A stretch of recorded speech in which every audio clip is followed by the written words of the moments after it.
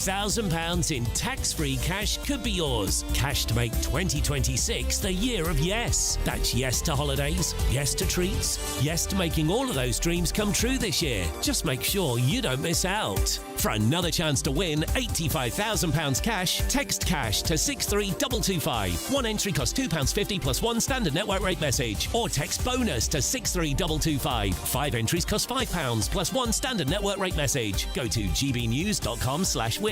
Entries start at £2.50. Call 0903 686 3232. Calls cost £2.50 plus your network access charge. Or post your name and number to GB18 PO Box 8690 Derby DE1 9TT. UK only. Entrance must be 18 or over. Lines close at 4 p.m. on the 30th of January. Please check the closing time if listening or watching on demand. Good luck. Westminster's full of talk, but out here, it's the real world. Am I allowed to talk now? No, that's it. This is where it matters. Real people and real lives. That's what politics is all about. In fact, has Trump made a good start? No. Straight answers, no spin, and just a couple of pints. How many fingers have I got up? About 10. So join me for Lee Anderson's Real World every Friday at 7 p.m. only on GB News.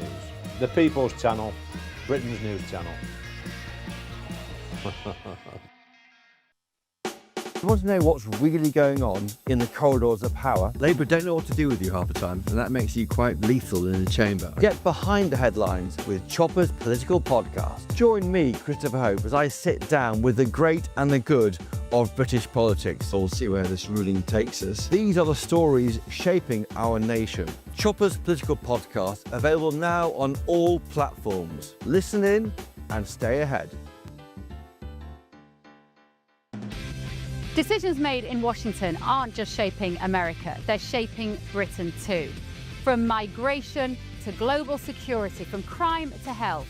Whatever happens in the White House today will be felt in your town or city tomorrow. That's why The Late Show is live from Washington, D.C. Cutting through the politics to show you what it all means for Britain. The Late Show live every night at midnight. Only on GB News, Britain's news channel. Hi, I'm Michelle Dewberry, and my show is your opportunity to cut through all the noise and dive in headfirst to some robust debates. Ideas clash. Situation, isn't it? No, because the failure is you're deliberately avoiding my point. Nothing's held back. And if you think this is the end of it, wait for more. And we do not shy away from the difficult stuff. Sometimes I want to shake people and say, if only you understood. So join me on Jubes & Co. weeknights at 6 p.m. only on GB News, Britain's news channel. A really important thing about GB News, and it's brought something completely different to the landscape. The mainstream is all about keeping the status quo as it is, ticking along quite nicely. They don't want to ask difficult questions. GB News exists because there is a desperate need for fearless journalism that puts the people first. GB News came on the scene as a disruptor, and it has always been a disruptor ever since. Journalism in this country has been a cosy world full of groupthink until now. Well, the reality is that most British journalists are afraid. That's not GB News. Journalism is journalism at the end of the day, and we're not here to serve any masters. Our masters are our audience. We're here to talk about things in a way that have never been broadcast on British airways before. Do not miss a moment on GB News. The #1 news channel in the country.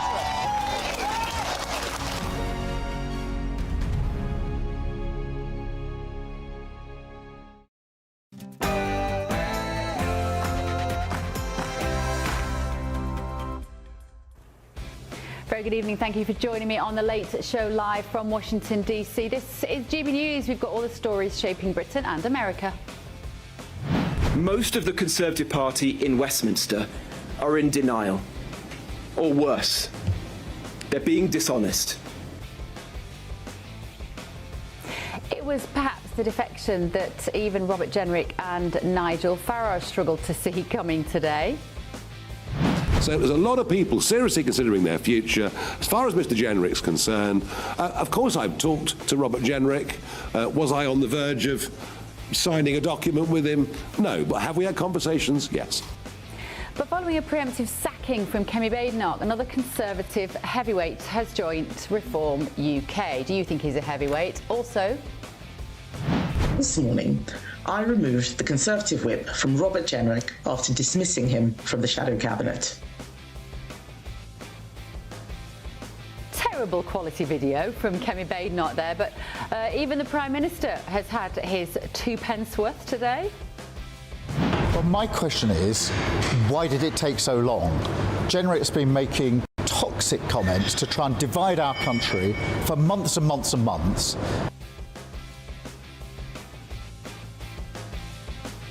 Cheers. Secret dinners and accusations of betrayal on all sides. All I would say to Nigel is, Rob's not my problem anymore, he's your problem now. Is this the moment a civil war on the right begins? Did Kemi Badenoch just borrow a page from Donald Trump's playbook? I'm Bev Turner, this is The Late Show Live.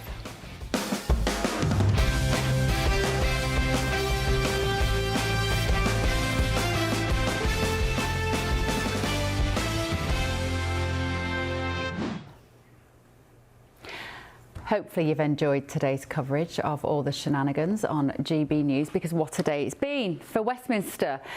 This is The Late Show Live, and this evening I'm going to be joined in the studio by former Obama policy advisor Laurie Watkins and chairman of Republicans Overseas UK. Greg Swenson is also here with me, very familiar to a lot of you at home, and in London we're joined by former Labour advisor Matthew Torbett and also former Conservative advisor Charlie Rowley. Evening, gentlemen. Good to see you both.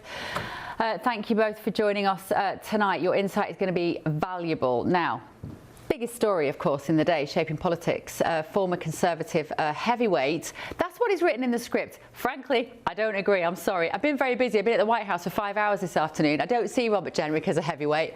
Well, he sensationally defected to Reform after being sacked by Kemi Badenoch, who accused him of plotting to leave the party in a way designed to be as damaging as possible. This morning, I removed the Conservative whip from Robert Jenrick after dismissing him from the shadow cabinet.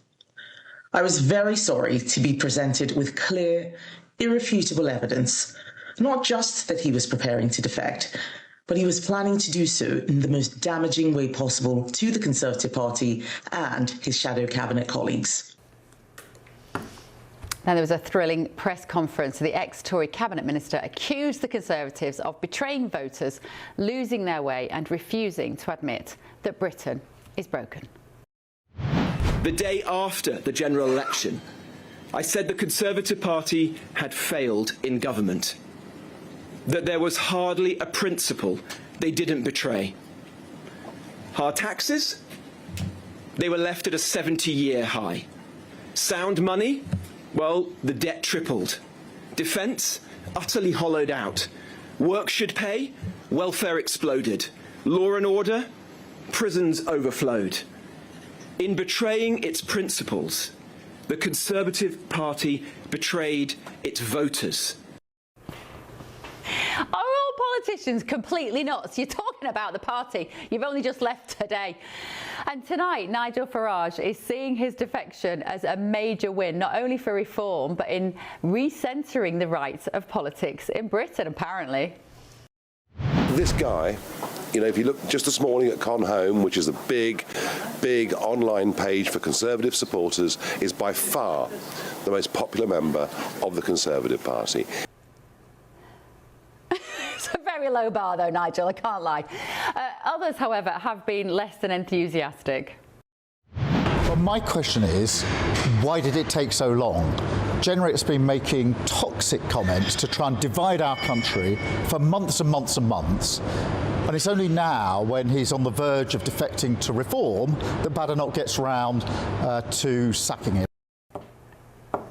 Oh, ladies and gentlemen, is it days like this when we hate all of them, just the lot of them? Can we just get rid of them all and get a new lot in? Kemi Badenoch didn't hold back when she spoke to GB News earlier today.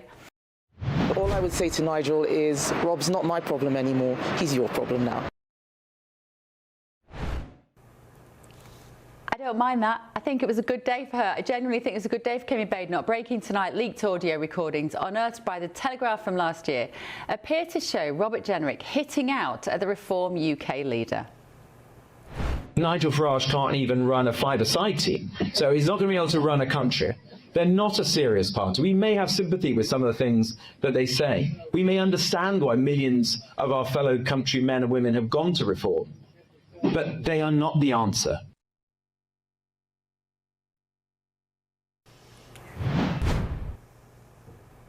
Does nobody have any principles left anymore?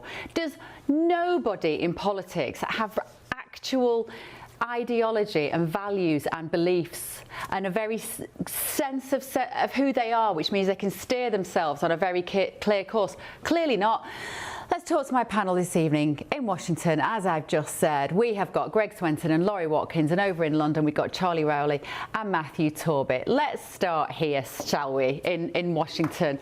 Now, Laurie, it might be a bit mean coming to you. You are an American advisor on politics. You understand American policy, but I'm sure there are some parallels here. When you look at what's happening over in the UK, your first thoughts about this sort of infighting and betrayal and jumping from party to party?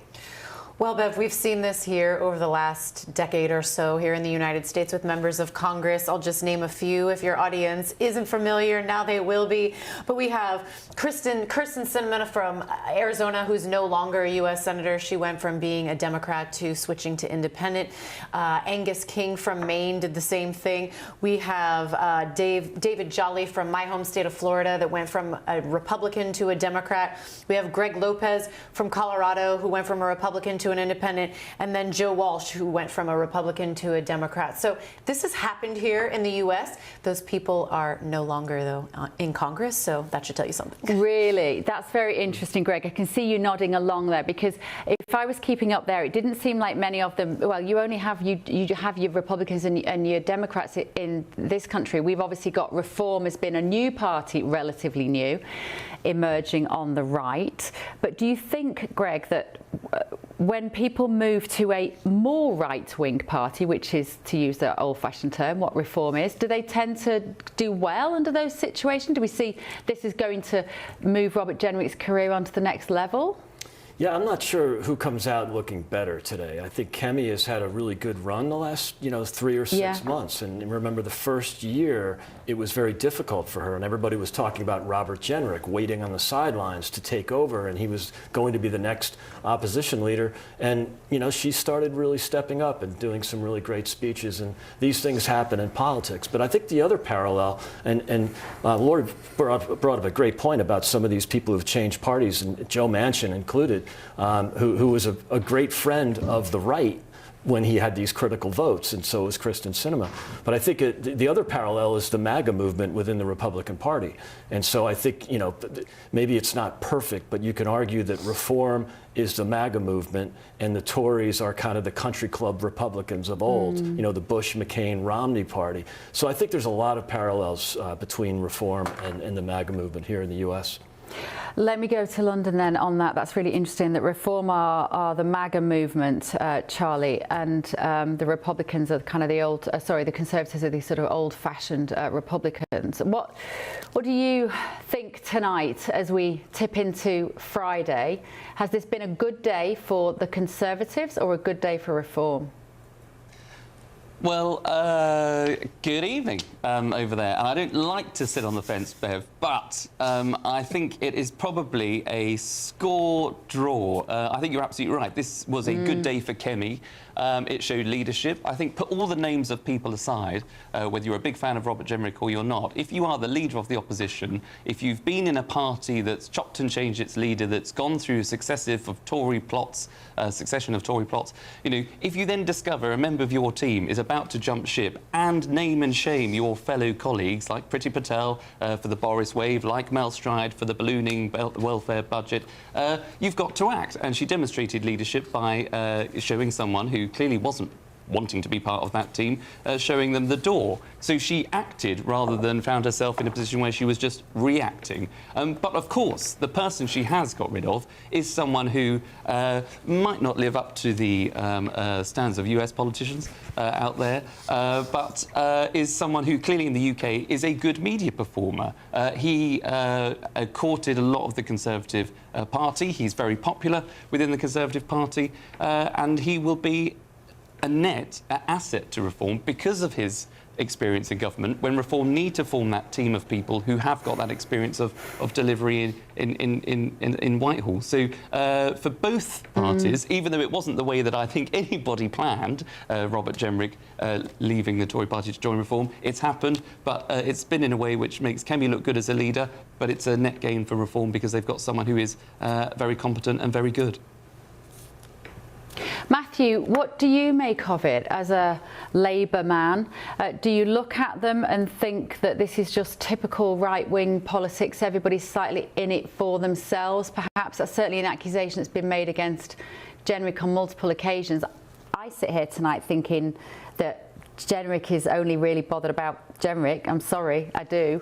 I think it's a shoddy way to have left the party in this. Well, obviously he got kicked out, but I think what he was planning to do was not at all admirable, Matt. I think I wouldn't just call it right-wing. You will remember in the last Parliament there were several Tory MPs that defected to Labour for what, career reasons alone. I helped persuade the first one of those defectors, and I will always say defectors ordinarily are looking after themselves and their own career. They haven't had sort of a Damascene conversion, and they tend to be duplicitous and untrustworthy. I think in the case of Jenrick, potentially slightly differently. The parties are a little bit closer compared to Labour and Conservative, traditionally being left and right. Yeah. I think Kemi looked good. I think it showed she was, sort of decisive and acted, and she sort of forced Jenrick's hand. He had to do it today, otherwise he'd look silly. On the other hand, I thought Nigel handled it quite well and they acted quite quickly to get it over the line. I think it's quite a big day for Reform because Nigel Farage has shown he's willing to work essentially with another ego, because Jenrick obviously harbours leadership ambitions, whichever party that is. Whether other people can work alongside him, I think will remain to be seen. But I think, they both come out of it looking OK, a bit like Charlie said. Charlie might be keeping his options open, I don't know, but I tend to agree with him on this. I'm just looking at what our viewers are saying here. GBNews Rovers has said Jenrick is slippier than a jellyfish emerging from an oil slick, not to be trusted. Let me see what else everyone's been saying at home. Jenrick was right to call out Priti Patel and Mel Stride, says Nick.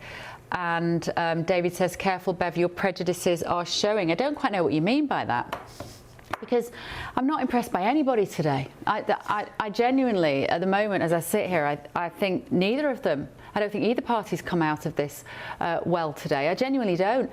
But keep your messages coming. I'm reading them. Let's go to former aide to Margaret Thatcher, Niall Gardner. Delighted to have you with us tonight, Niall. Now, I think you're a friend of Jenrick. Perhaps maybe you could defend him from the accusations of our readers that he's slippery and not to be trusted. Well, thanks for having me on the show today, Bev. And without a doubt, I think this is a huge blow for the Conservatives. It's a big blow to Kemi Badenoch. After all, Robert Jenrick really was I think the biggest star of the Conservative Party. He had a very large following within the party.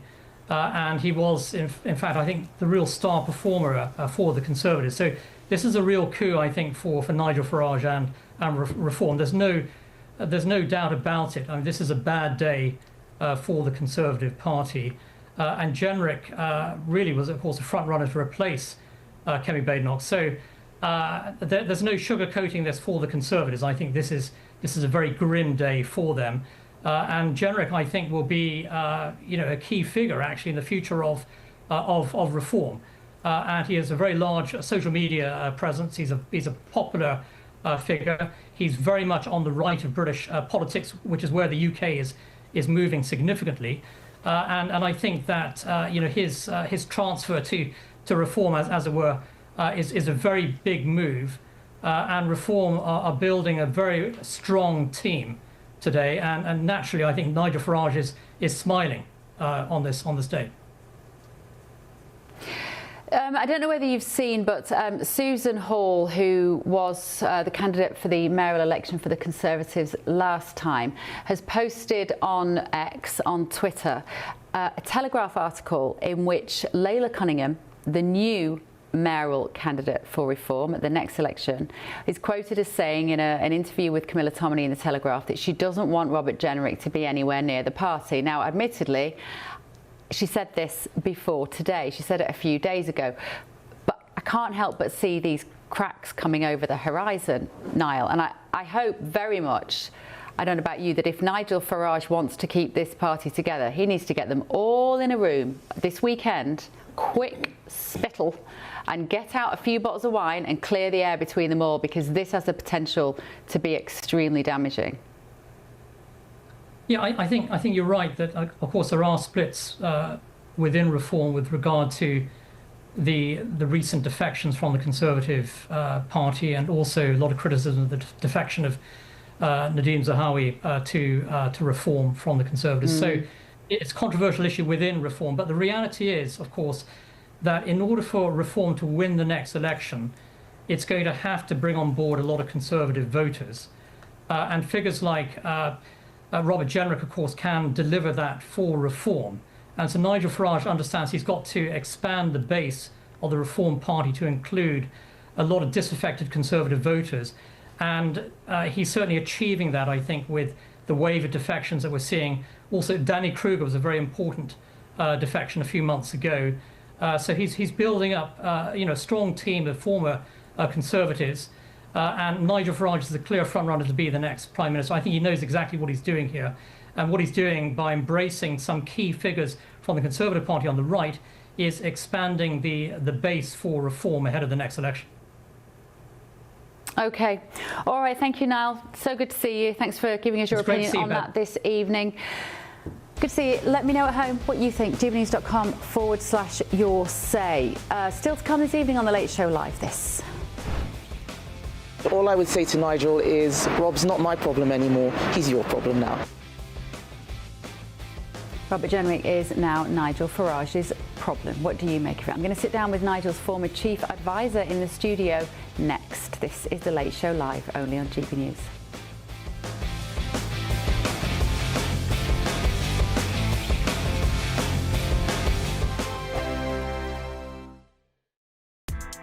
Join me, Nana Akweer, for an informative, interactive news programme with a difference.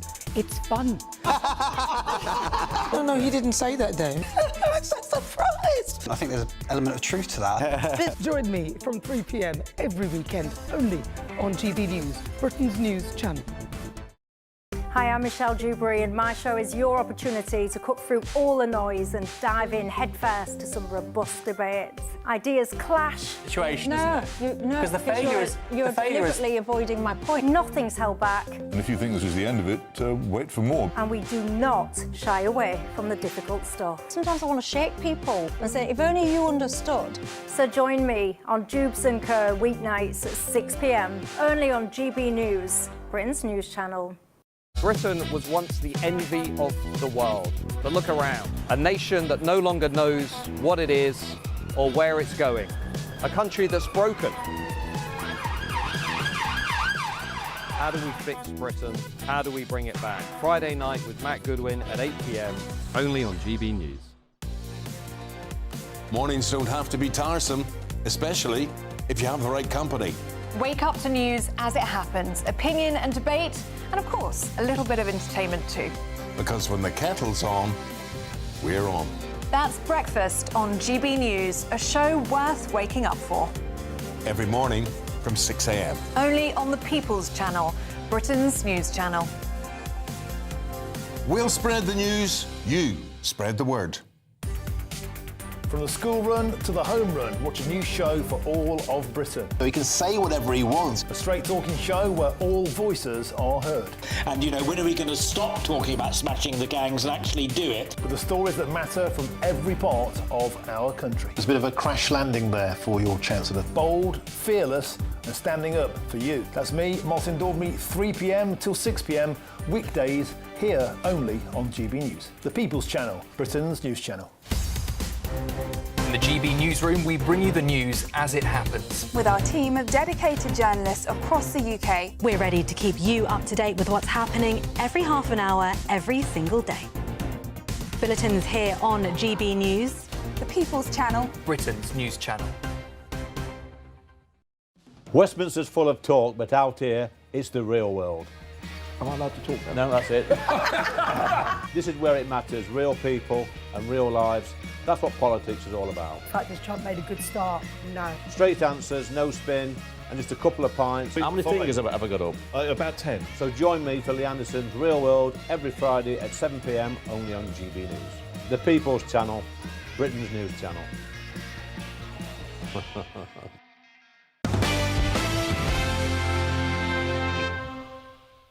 This guy, you know, if you look just this morning at Con Home, which is a big online page for Conservative supporters, is by far the most popular member of the Conservative Party. Welcome back to the Late Show Live. Maybe that bar of popular Conservatives was very, very low. He's probably got lower tonight. Let's return to this big news from Westminster. Robert Jenrick has joined Reform UK after being sacked by the Conservatives, and he's already ripping into his former colleagues. The day after the general election, I said the Conservative Party had failed in government, that there was hardly a principle they didn't betray. Hard taxes? They were left at a 70-year high. Sound money? Well, the debt tripled. Defence? Utterly hollowed out. Work should pay? Welfare exploded. Law and order? Prisons overflowed. In betraying its principles, the Conservative Party betrayed its voters. Does he know he's talking about the party he was a member of until today? He was literally senior member of that government. I'm delighted to say that I'm joined in the studio by former Chief Advisor to Nigel Farage and Editor-in-Chief of the National Pulse, Raheem Kassan. When you listen to Jenrick there, what a state the country's in and how awful it is, the tax burden under the Conservatives, well, how do politicians' mind work that they don't realise they were part of that? Yeah, I've been dealing with this. Thank you for having me. Pleasure. I've been dealing with this all my political life. Is especially Tories who come along and they say, "Oh well, you know, isn't immigration too high?" Well, yeah. You did that, you know, all of this stuff, and the hotels policy and the policy that just a couple of years ago Robert Jenrick was talking about with France and doing deals back and forth. It's all part of the same piece. And as soon as they realise, it's like a switch goes off, right? As soon as they realise there's no path to power for them in their own party, oh, well, maybe I could jump somewhere else and do something else. And that's my biggest concern about this, right? Is that I don't think that Robert Jenrick has genuinely been on a Damascene conversion. I think he's realised that he was never going to get to the power position he wanted to be in the Tory party. Let's find something else. So do you think Nigel's been courting him for a while, let's say, to come over to Reform, and the timing that they might have been planning obviously was scuppered by Kemi today, but what would good timing have looked like for Nigel, and what would good comms around this have looked like for Nigel? I think he's probably been courting just about everybody, right, anywhere that he can. Nigel's big thing, his overarching political strategy his whole life hinges on one word, and that word is momentum. He believes in keeping up the momentum, just keeping the ball rolling no matter what. And he has had the opportunity on multiple occasions throughout this Parliament to do it, and he's done the biggest one so far today, here today. He won't even necessarily be concerned about the things you and I are concerned about. That level of, you know, that's built in with politicians. That's built in especially with Tory politicians who once, you know, when Jenrick was elected in 2014, stood against UKIP's Roger Helmer back in the day, who himself was a Tory convert to UKIP in 2011. So Nigel's used to dealing with that sort of thing. He will be looking for momentum and really looking to put the Conservative Party out of business for good. And for those people out there sort of screaming at their televisions going, Nigel, can't you see he's a snake? I assure you, Nigel knows that, and he knows what he's dealing with here. But what I would caution is just how much of a snake those people actually are. And it same applies to Nadine Dorries, same applies to Nazim Zahawi. I think he's got to be very careful. It's no guts, no glory, but it's also very, very dangerous. When you say be careful that they might be ready to stab him in the back if he looks the other way just for a moment. The thing about Robert Jenrick, for me, and I don't know him personally, I don't know if this is an unfair assessment of his character, but certainly looking at his social media ambition of the last year or so, with him going out with his team and doing these social media videos, which seem more about Robert Jenrick being a presenter than they were about the Conservative Party. So he looked like he had his own success in his sights. is that not going to be a bonfire of the vanities between him and Nigel Farage? Because I don't think Jenrick will be happy until he's leader. Yeah, look, we've dealt with this before. Douglas Carswell took a run at Nigel Farage. Suzanne Evans took a run at Nigel Farage, and that was when I was working for him. I had to help put some of those coups down. It's going to get ugly. It will necessarily get ugly. Robert Jenrick is somebody who doesn't like to play second fiddle. That's very clear about the way he conducts himself, the way he thinks of himself, the way he comports himself in public. And Nigel will know that. I don't think he goes into a situation like this morning and thinks anything. You know, I don't think he thinks he can control these people necessarily. But the public plays a big part in this. You know, if one of these people comes and tries to stab Nigel in the back or in the front, quite frankly, as it's tried to happen before with him, right? As Jenrick did to his former colleagues today. Exactly. Then the public will have to make a decision as to whether or not they want to trust somebody, to re-elect somebody like Robert Jenrick, a man who used to parade around his constituency with Ken Clarke, a man who voted to remain in the European Union, a man who up until last year was saying all the nasty things about Nigel Farage that the political establishment says about Nigel Farage. A positive, I would say, for Reform and for Nigel tonight is that this has completely overshadowed the appointment of Zahawi on Monday, which sent seismic reverberations through the Reform Party. My WhatsApp groups were blowing up with people who like Reform. Social media was crazy with it, and so many people that were just saying, that's it, they've lost my vote. Well, fast forward 48, 72 hours, and now we've got this. That's probably played quite well for Nigel. Yeah, definitely took the focus off the Zahawi stuff. I joked to somebody this morning that I might actually join the Tory party. There are fewer Tories. But you know, I'm joking. It's a little unkind because you have to remember it comes back down to momentum. It comes back down to, you know, can Nigel Farage continue this growth of the party and growth in popularity to 2029? It's going to require some uncomfortable decisions. People won't feel necessarily comfortable with every single MP that Reform wins, and they won't, every single councillor that Reform wins, every single policy. When have you ever gone to the ballot box and gone, I agree with every single thing in this party's manifesto? It doesn't work like that. So to some extent, we're doing too much of a purity test on this stuff. Yeah. You shouldn't necessarily trust the leader that has brought them to this position in the first instance. But I would just say, look, it's a dangerous game you're playing, Nigel. You've got to be very careful. Raheem, so good to see you. Thank you. Such fascinating insight. Yeah, come back and see us again soon, won't you? Raheem Kessan there. Right, let's have a quick look at some of today's main news here in America. Venezuela's opposition leader says that she's given her Nobel Peace Prize medal to Donald Trump at the White House. She was speaking to reporters and she said it was done in recognition for his unique commitment to freedom. It's unclear whether the president has accepted the medal. I saw him at an event this afternoon and he certainly didn't mention it, so I'm sure if he had, he would have told us.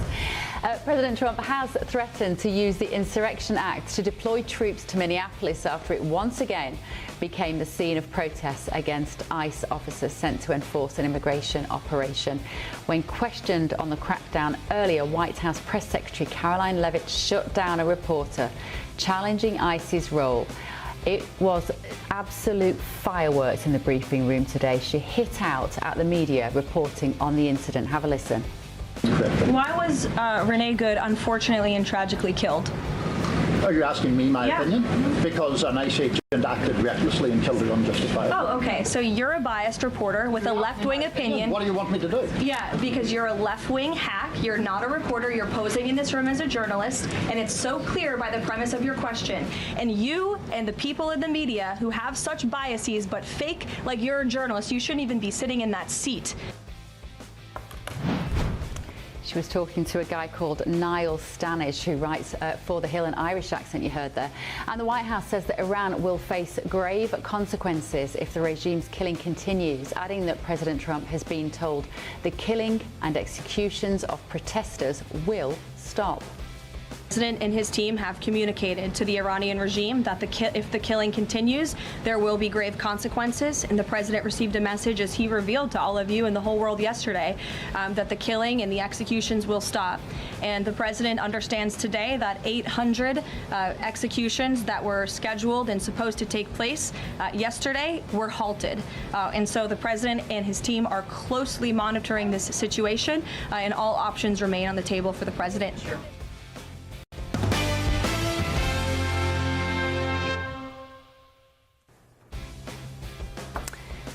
Still ahead on The Late Show Live. This morning, I removed the Conservative whip from Robert Jenrick after dismissing him from the shadow cabinet. Looks terrible. I'm sure she could have got a better quality video than that. But who had the better day, Kemi Badenoch or Nigel Farage? And has the Conservative leader just borrowed a page from Trump's playbook? This is The Late Show Live, only on GB News.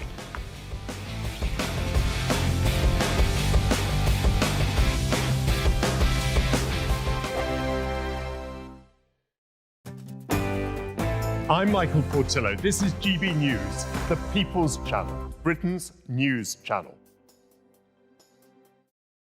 Westminster, the ultimate clique. And you're fighting like rats in a sack. But here on the Camilla Tominey Show, we ask the questions the establishment media is too scared to ask. OK, let me ask you a straight question, because I know you're a straight-talking politician. Whether it's net zero, illegal immigration or law and order, nothing is off limits. You had the power then. Yeah, as I and say, now you've lost it. That's the Camilla Tominey Show, a politics show that's fearless. But no, let me finish my question if you don't mind, because it is my show. Sundays at 9:30, only on GB News, the People's Channel, Britain's news channel.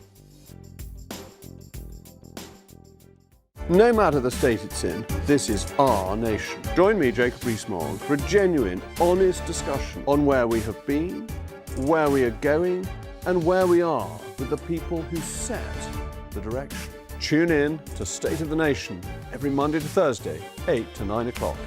Only on GB News. Britain deserves a newsroom that puts the facts and your voice first. Well, and that's what you get on GB News. Lively debates, lively conversation. And we're not afraid to hold power to account. And each other. So join me, Andrew Pierce. And me, Miriam Cates, for Britain's Newsroom, weekdays from 9:30 on GB News. At GB News, we love to hear from you, our loyal community. So drop us a line at gbnews.com/yoursay. There you can talk to each other and also to the presenters live on air. gbnews.com/yoursay, because GB News is your channel, Britain's news channel. Westminster's full of talk, but out here, it's the real world. Am I allowed to talk now? No, that's it. This is where it matters, real people and real lives. That's what politics is all about. In fact, has Trump made a good start? No. Straight answers, no spin, and just a couple of pints. How many fingers have I got up? About 10. So join me for Lee Anderson's Real World every Friday at 7 p.m, only on GB News. The People's Channel, Britain's news channel. From the school run to the home run, watch a new show for all of Britain. He can say whatever he wants. A straight-talking show where all voices are heard. And, you know, when are we going to stop talking about smashing the gangs and actually do it? With the stories that matter from every part of our country. There's a bit of a crash landing there for your Chancellor. Bold, fearless and standing up for you. That's me, Martin Daubney, 3 p.m. till 6 p.m, weekdays, here only on GB News. The People's Channel, Britain's news channel. I'm Stephen Dixon, and thanks for joining us on GB News, Britain's news channel.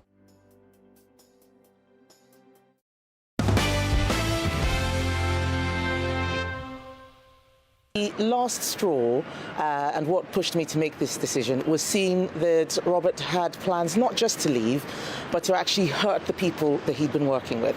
I'm the leader of our party, and I have to be responsible for all of the people out there, the MSPs here in Scotland, the councillors who are fighting elections, and they need to know that we in Westminster are giving them a good backdrop, explaining what our policies are. The public are tired of all of this psychodrama, all of this personal ambition, everyone trying to, harm the other person. I'm sick of it, and I'm just done.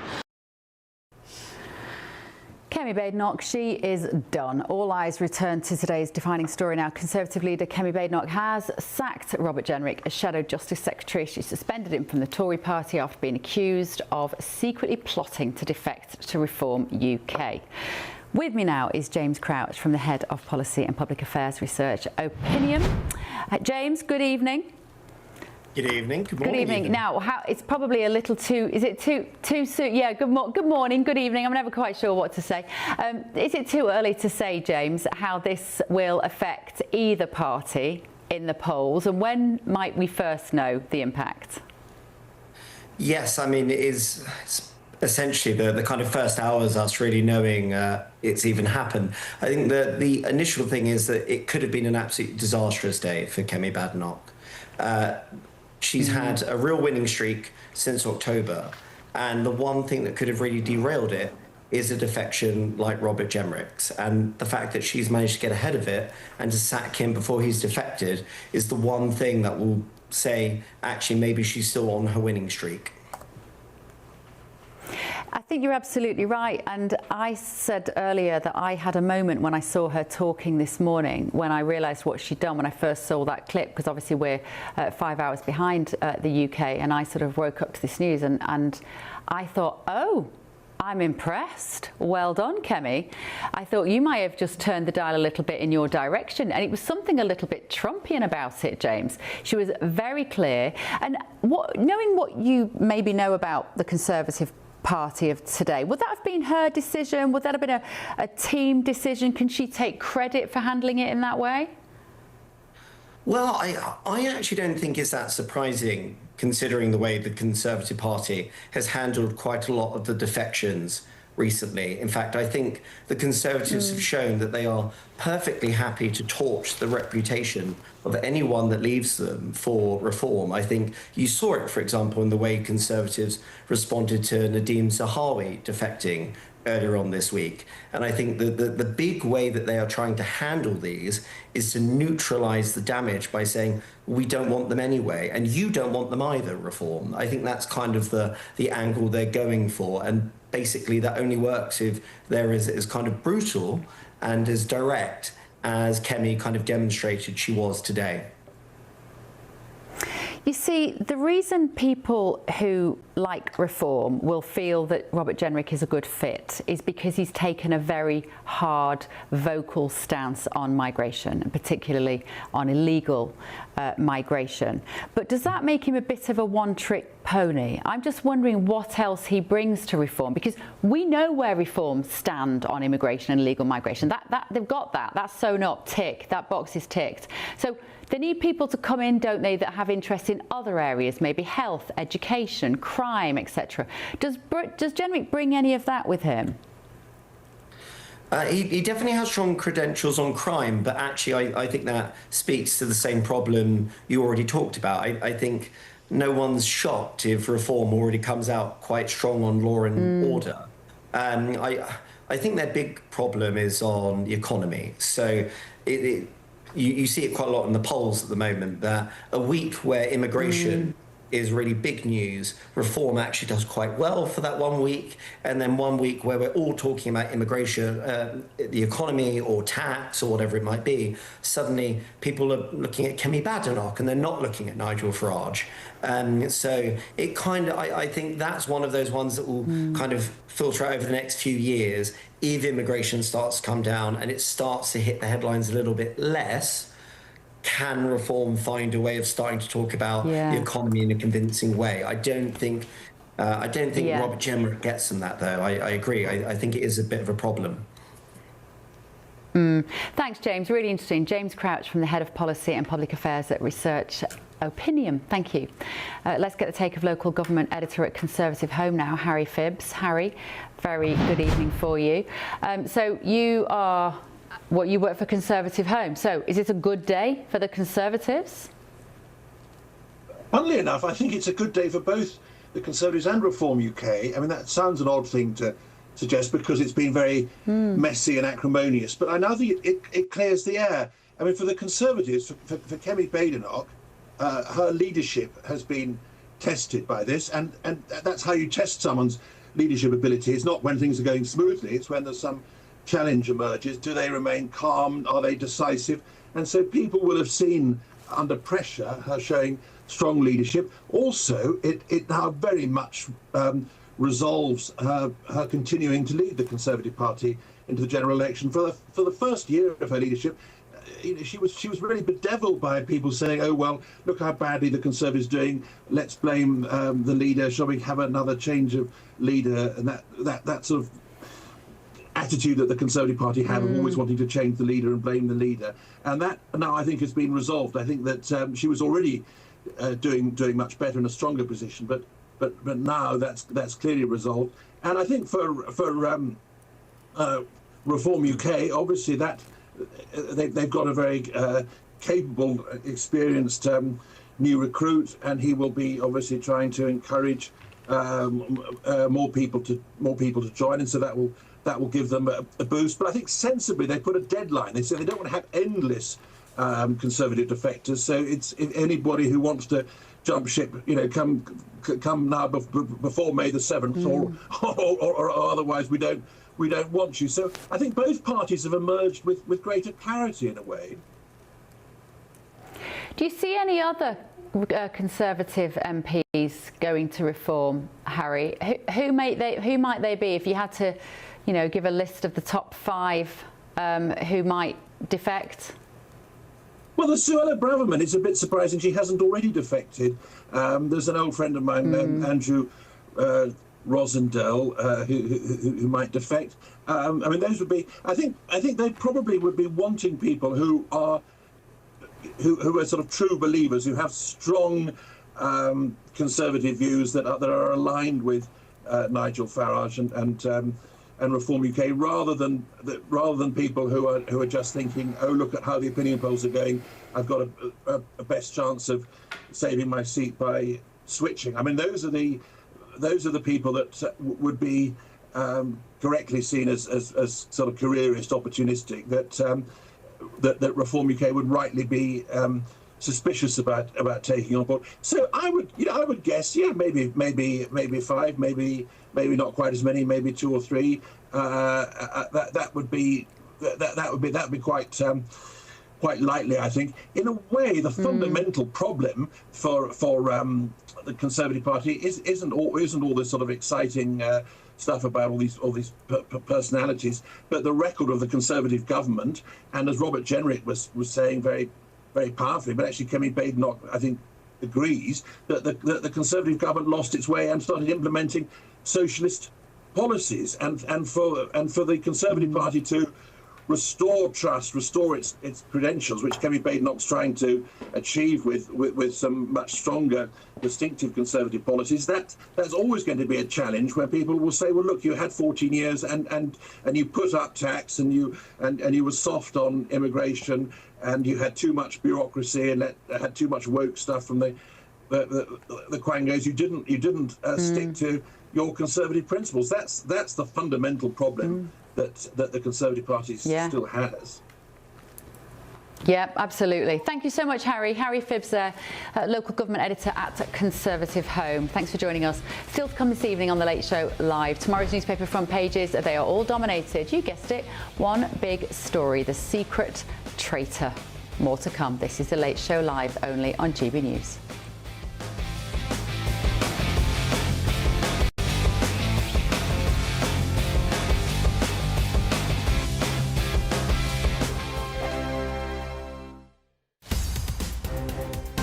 Newsroom, we bring you the news as it happens. With our team of dedicated journalists across the UK, we're ready to keep you up to date with what's happening every half an hour, every single day. Bulletins here on GB News, the People's Channel, Britain's news channel. Mornings don't have to be tiresome, especially if you have the right company. Wake up to news as it happens, opinion and debate, and of course, a little bit of entertainment too. Because when the kettle's on, we're on. That's Breakfast on GB News, a show worth waking up for. Every morning from 6 a.m. Only on the People's Channel, Britain's news channel. We'll spread the news, you spread the word. Westminster's full of talk, but out here, it's the real world. Am I allowed to talk No, now? that's it. This is where it matters, real people and real lives.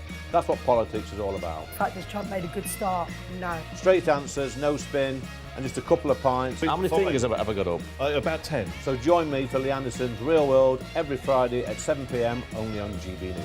The People's Channel, Britain's news channel. At GB News, we love to hear from you, our loyal community. So drop us a line at gbnews.com/your say. There you can talk to each other and also to the presenters live on air gbnews.com/yoursay, because GB News is your channel, Britain's news channel. Join me, Nana Akweer, for an informative, interactive news programme with a difference. It's fun. No, he didn't say that, Dave. I'm so surprised. I think there's an element of truth to that. Join me from 3 p.m. every weekend, only on GB News, Britain's news channel. You want to know what's really going on in the corridors of power? Labour don't know what to do with you half the time, and that makes you quite lethal in the chamber. Get behind the headlines with Chopper's political podcast. Join me, Christopher Hope, as I sit down with the great and the good of British politics. We'll see where this ruling takes us. These are the stories shaping our nation. Chopper's political podcast, available now on all platforms. Listen in and stay ahead.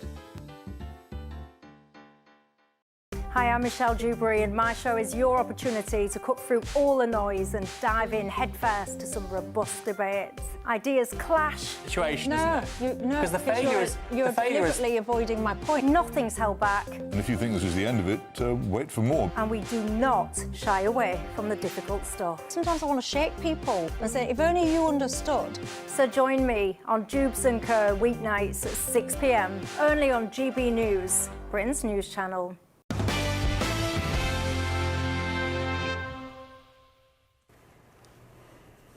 Welcome back to The Late Show Live with me, Bev Turner. Now, let's delve into some of the main stories on the front of tomorrow's newspapers. With my panel this evening, in Washington, we have former Obama policy advisor Laurie Watkins and chairman of Republican Overseas UK, Greg Swenson, and in London, two faces you know very, very well, Matt Torbett and Charlie Rowley. Right, shall we... I was going to say, shall we talk about something else? But we can't. It's literally the front page of every single newspaper in the UK. I'm not sure it's that seismic, is it? Is it just me? Maybe it's because I'm over here, and maybe just because we're not marinating in this story all day, as they have been doing in the UK. But Charlie Rowley, why is this so important? Why is this such a big deal? I think for two reasons, really. The first is that, look, you know, this is someone who was tipped to be the next leader of the Tory party. So if the results at the local elections here don't go Kemi's way, or if it's worse than expected or worse than currently as the Tory party are polling, which is a much better position than what it was then when before Kemi came in.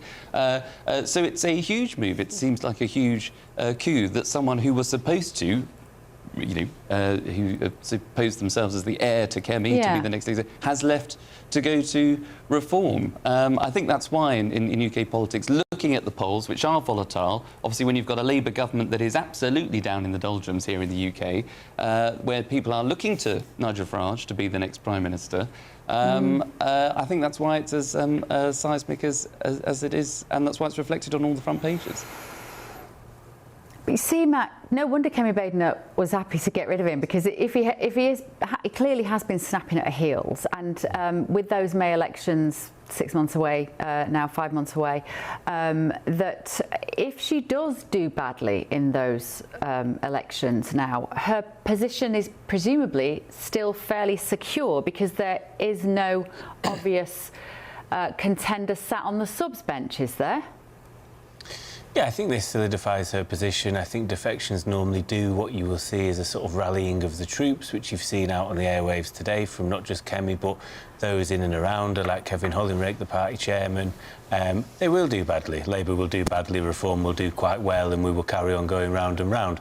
I think the reason it's front page of the newspapers is because Westminster loves drama and pantomime, and this is, you know, partly on a serious point why nothing ever gets done and why the country is in the state it is. I think the Daily Mail page that we're all looking at now is the predicator of the real story, because I think you look at the current polls, it seems likely to me, and has been for a long time, that it's going to be a hung parliament. So these people are going to have to work together, whether they like it or not. Otherwise, you might end up with Labour and the Lib Dems. Which is why it kind of baffles me, Laurie, when politicians, you know, I know politics is a nasty business, and I know they have to be apparently criticising each other publicly all the time, but it does come back and bite them. Every single one of these protagonists has said unkind things about the other in the past, and the internet doesn't lie. Is it just something that politicians have to engage in, Laurie, is just to be absolutely vile about each other? Well, that's what's happening here in the United States, and I really wish that it would stop because it's dividing the entire country between, you know, MAGA and what Donald Trump and his press secretary, even today, called like radical liberals. And if you're on the left, then something must be wrong with you. You have Trump derangement syndrome, etc.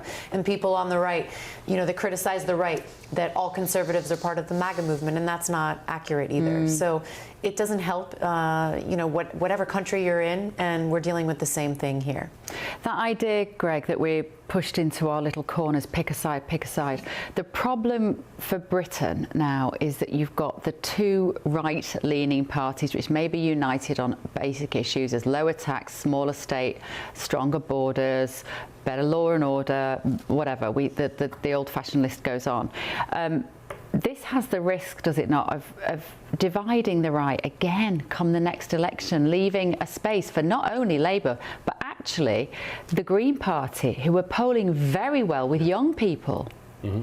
Yeah, I mean, the radical progressive left can sneak in here, and I think that's a valid concern, Bev. And I think, but I also look at today as maybe the beginning of Unite the Right, and the Daily Mail, I think, got it right. You know, that has to continue. It's all about timing, and Jacob Rees-Mogg has had some really interesting comments about this. That we're all politicians. We have to criticize our opponents. That's just the nature of the game, and kiss and make up later. And it's amazing how that works out. It's, you know, not just recently, but, you know, in the post-war American politics, you know, Reagan and Bush picked on each other for 6 months, and then, you know, they were on running mates together. So, you know, it's not unusual. So I think it will happen. It's not going to happen overnight, but it must happen before the general election, that's for sure. Charlie, have you worked with Robert Jenrick? I beg pardon, sorry?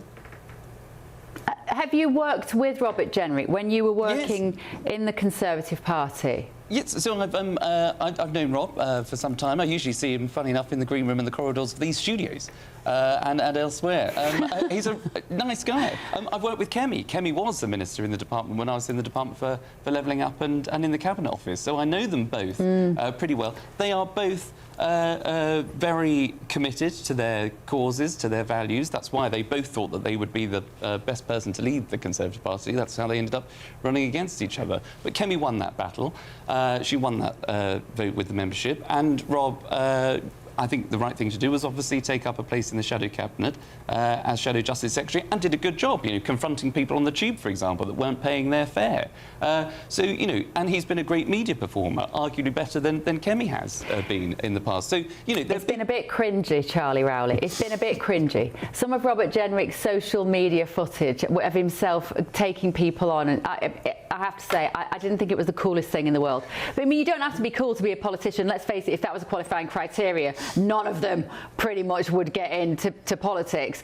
But it didn't land very well with me, some of that social media stuff. Do you think it did do him some good?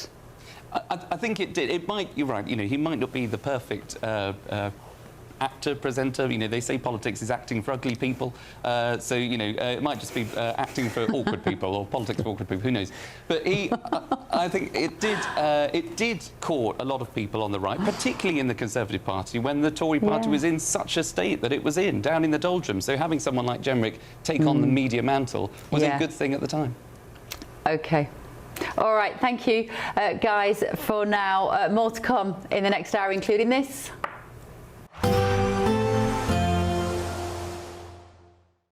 Today, clouds overhead, total zen within. Boxed Solar sponsors the weather on GB News. Good morning, this is your GB News weather update from the Met Office. Across western and southwestern parts, it's going to be quite blustery and showery through today.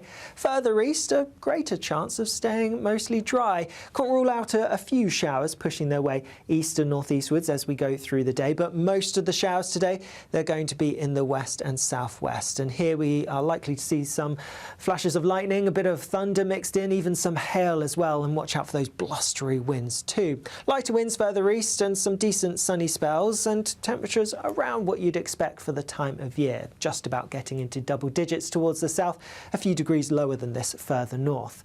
As we go overnight, the blustery winds in the southwest, they will be easing, but we're going to see further showery outbreaks of rain making their way north and eastwards across many places. Some of them could be a little bit heavy, could even be some winteriness over northern hills. With the winds dropping out, there's going to be some low cloud around, some murkiness, some fog in places, and even where the cloud clears, well, we could get some fog patches developing there as well, and also a touch of frost in some parts too. Through Saturday itself, worth noting any mist and fog could be pretty slow to clear. Some of that low cloud could linger all day. Otherwise, there will be some brighter breaks developing here and there. A bit difficult to pinpoint exactly where they're going to occur. If you get any sunshine and don't get those showery bursts of rain, not feeling too bad for the time of year. But if you're stuck under that fog or cloud, well, it's going to feel pretty cold indeed.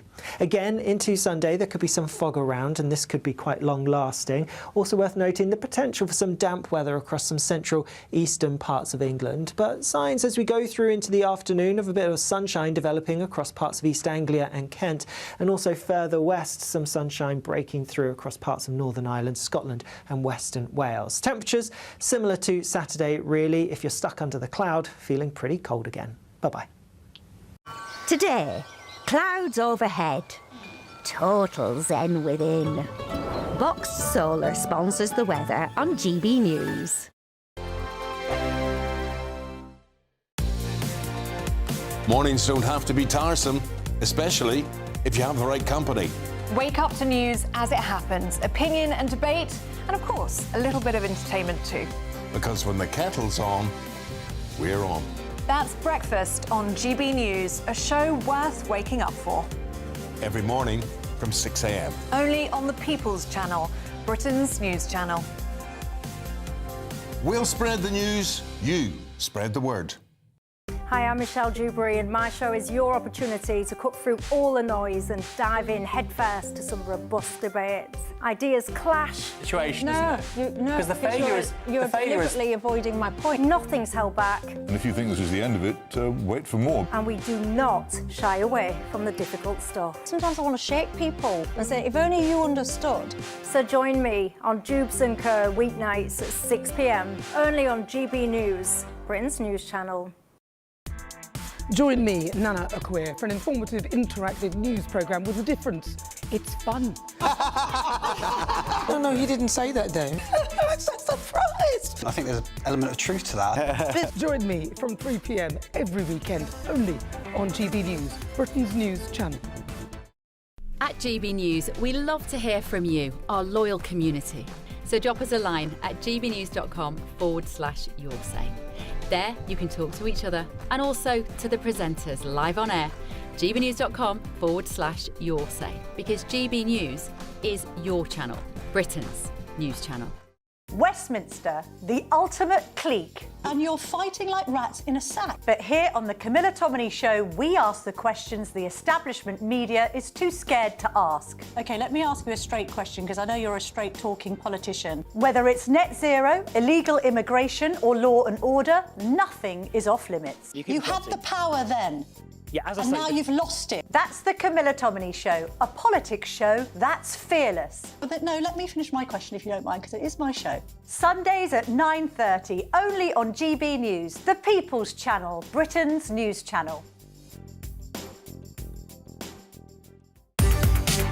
From the school run to the home run, watch a new show for all of Britain. He can say whatever he wants. A straight-talking show where all voices are heard. And, you know, when are we going to stop talking about smashing the gangs and actually do it? With the stories that matter from every part of our country. There's a bit of a crash landing there for your Chancellor. Bold, fearless and standing up for you. That's me, Martin Daubney, 3 p.m. till 6 p.m, weekdays, here only on GB News. The People's Channel, Britain's news channel. I'm Tom Harwood. This is GB News, Britain's news channel.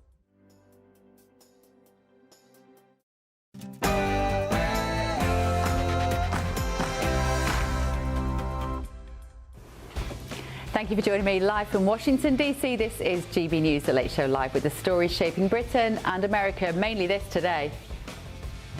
Most of the Conservative Party in Westminster are in denial. Or worse, they're being dishonest. It's literally the party you were with until today, Robert Jenrick. It was perhaps a defection that even Jenrick and Farage didn't know was going to happen today. So there's a lot of people seriously considering their future. As far as Mr. Jenrick's concerned, of course I've talked to Robert Jenrick. Was I on the verge of signing a document with him? No. But have we had conversations? Yes. Well, that's come back to bite Nigel Farage a little bit. That wasn't today, obviously, but following a preemptive sacking from Kemi Badenoch, another Conservative heavyweight now has joined Reform UK. This morning, I removed the Conservative whip from Robert Jenrick after dismissing him from the shadow cabinet. Oh, well, apparently that was this morning, the press conference with Nigel Farage. As I say, it's been rather busy here in America today. Prime Minister's waded in, of course, as well. Well, my question is, why did it take so long? Jenrick's been making toxic comments to try and divide our country for months and months and months. After leaked speeches, secret dinners, accusations of betrayal on all sides, this. All I would say to Nigel is, Rob's not my problem anymore, he's your problem now.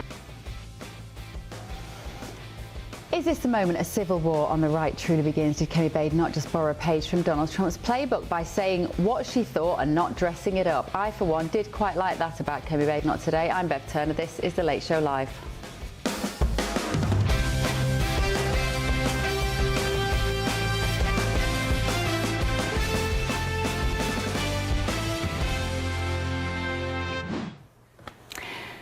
Panel are with me, of course, Greg, Laurie in DC, and we've got Charlie and Matt Torbett in London. We've got a lot to talk about, but obviously just one big story that we're kind of still picking apart now as we move to 1 o'clock in the morning. Robert Jenrick has left Reform, sorry, he's defected to Reform. It's only a matter of time, isn't it, really? That might have been me slightly looking to the future. He's left the Conservatives. He's joined Reform because Kemi Badenoch had to sack him. Apparently, she found out he was plotting to leave the party anyway, in a way that was designed to be as damaging as possible. This morning, I removed the Conservative whip from Robert Jenrick after dismissing him from the shadow cabinet. I was very sorry to be presented with clear, irrefutable evidence, not just that he was preparing to defect, but he was planning to do so in the most damaging way possible to the Conservative Party and his shadow cabinet colleagues. She should have told us what that evidence was, though, shouldn't she? There's still something a little bit shady about politicians. Just be totally honest. Tell us exactly what happened. It's a bit lawyer speak, isn't it? It's irrefutable evidence that I couldn't deny. I was at the photocopier and there was his speech, or whatever it is. I saw an email. Tell us. Just tell us, Kemi. At a Dynamite press conference, the ex-Tory cabinet minister accused the Conservatives of betraying voters, losing their way and refusing to admit that Britain is broken. The day after the general election, I said the Conservative Party had failed in government, that there was hardly a principle they didn't betray. Hard taxes? They were left at a 70-year high. Sound money? Well, the debt tripled. Defence? Utterly hollowed out. Work should pay? Welfare exploded. Law and order? Prisons overflowed.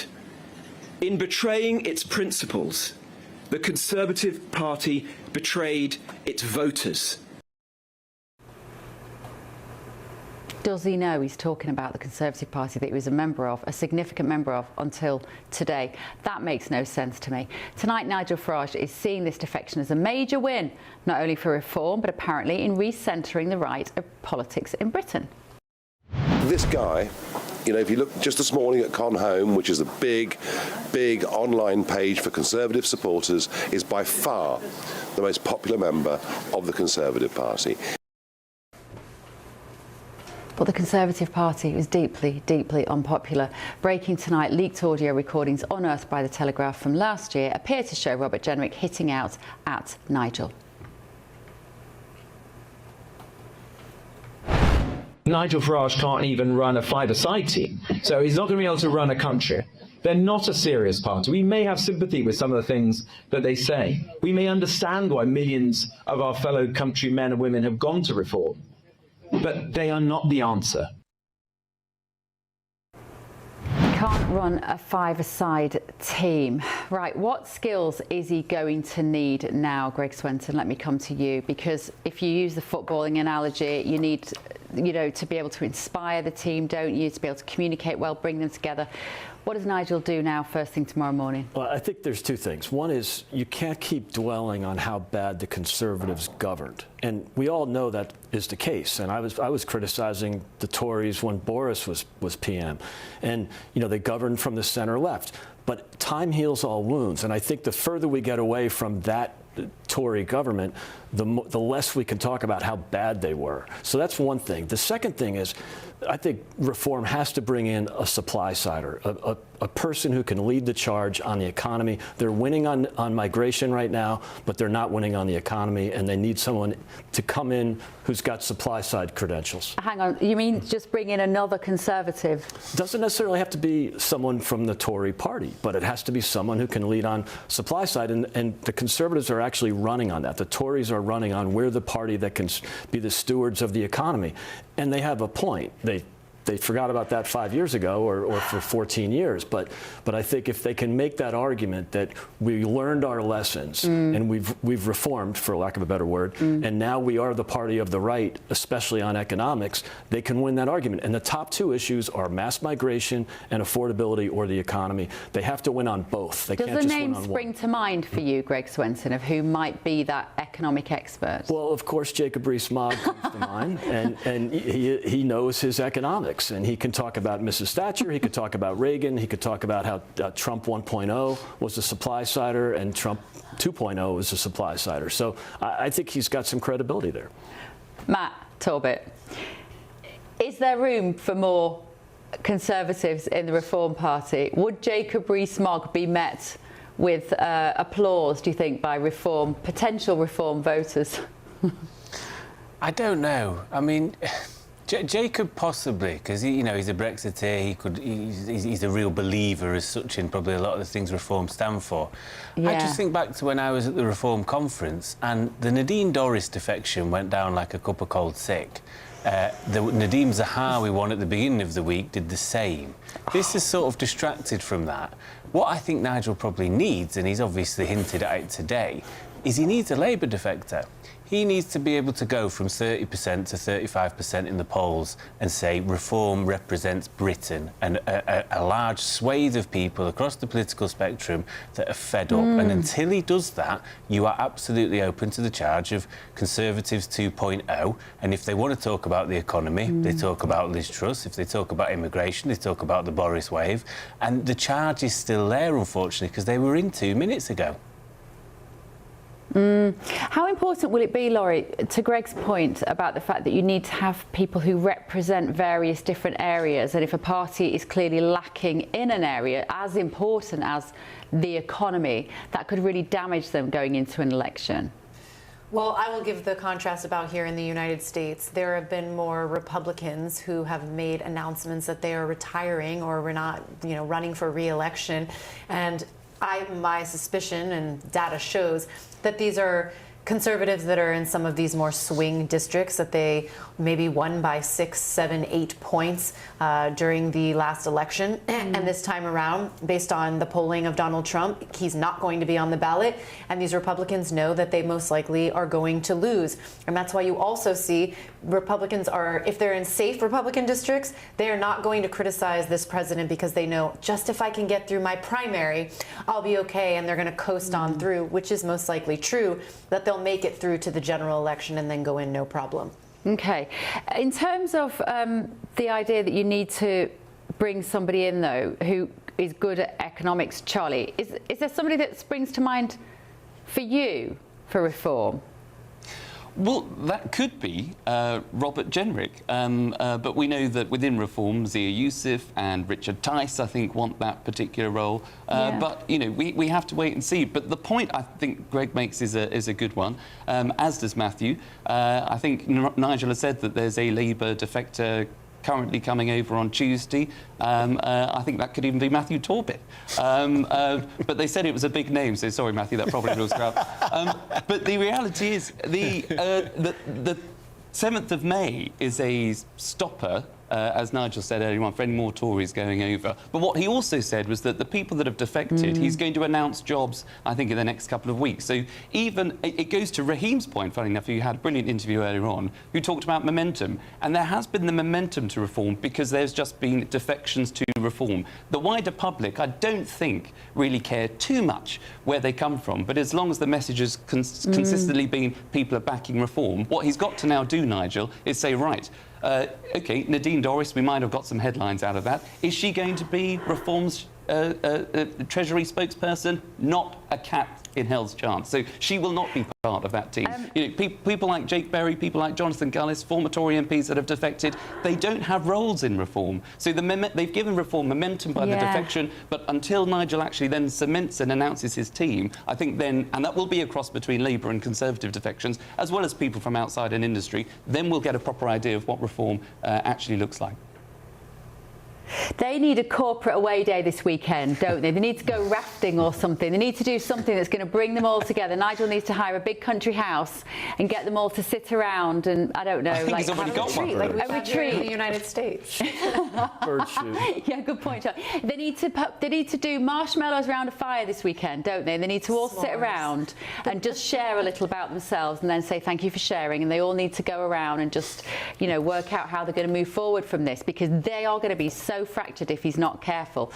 Right, thank you all. Let's move on to another guest now. Political editor of Times Radio, Anna Mikhailova, joins me now. Anna, a very good evening to you. So no doubt you've had all day there in the UK to digest this Westminster storm that has occurred today. So just tell me, really, let's just start from the top, your broad assessment of what's happened in the last 12 hours or so. Well, it was a day of high drama, and the assessment changed as it progressed. So we began with Kemi Badenoch basically playing a blinder in terms of flushing out this plot to defect and announcing it quite cannily. I mean, she had the chief whip call Robert Jenrick and tell him, which blindsided him, that she knew. She then almost immediately put out a pre-recorded video of her announcing it, so not really giving it time for him to think of an answer, and also announcing it during a press conference that Nigel Farage was having at that time in the morning.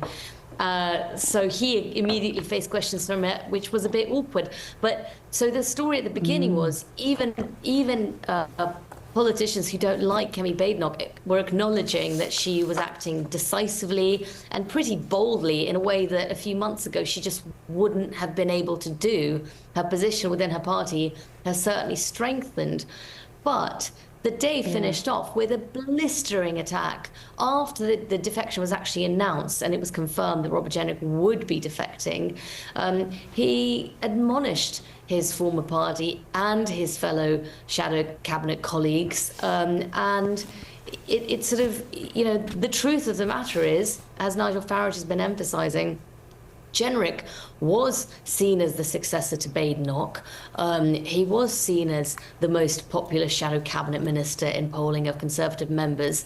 And this, you know, tonight and this weekend, a lot of Conservatives are going to be scratching their heads thinking, which direction is the party going in now?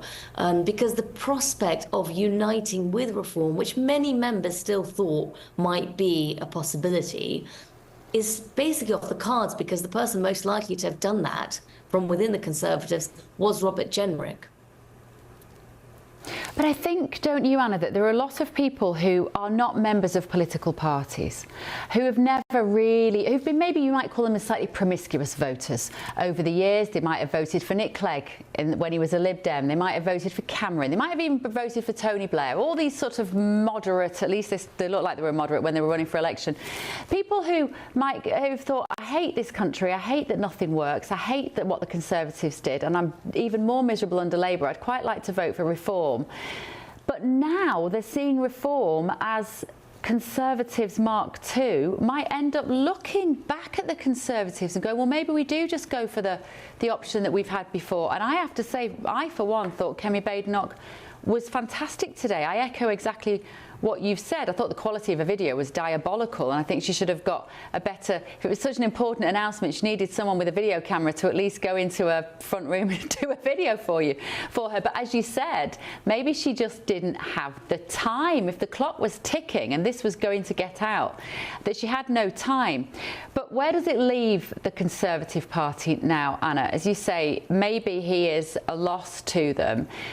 Who else do they have when you think about the strong characters within that party that can carry them through to the next election? Who do they have waiting in the wings that can still appeal to the public? So it's a really good question. Who they have waiting in the wings became a bit clearer today with the person that Kemi Badenoch appointed to succeed Robert Jenrick as Shadow Justice Secretary. So she put Nick Timothy in that role, who's a 2024 MP. He was previously a SPAD for Theresa May. He's seen as a sort of grown-up. He's recently got a lot of attention, positive attention, as being, you know, the best MP in terms of campaigning on trying to get to the bottom of the Aston Villa Maccabi fan ban, which I don't know, you know, if your viewers have been following in the States, but has been a huge scandal here. Very much. And he's really distinguished himself in that and got a lot of name recognition. So he is seen as someone who's quite the future. And another one is Katie Lamb, who's also sort of on the Home Affairs, slightly right party. So you're getting these new people coming up.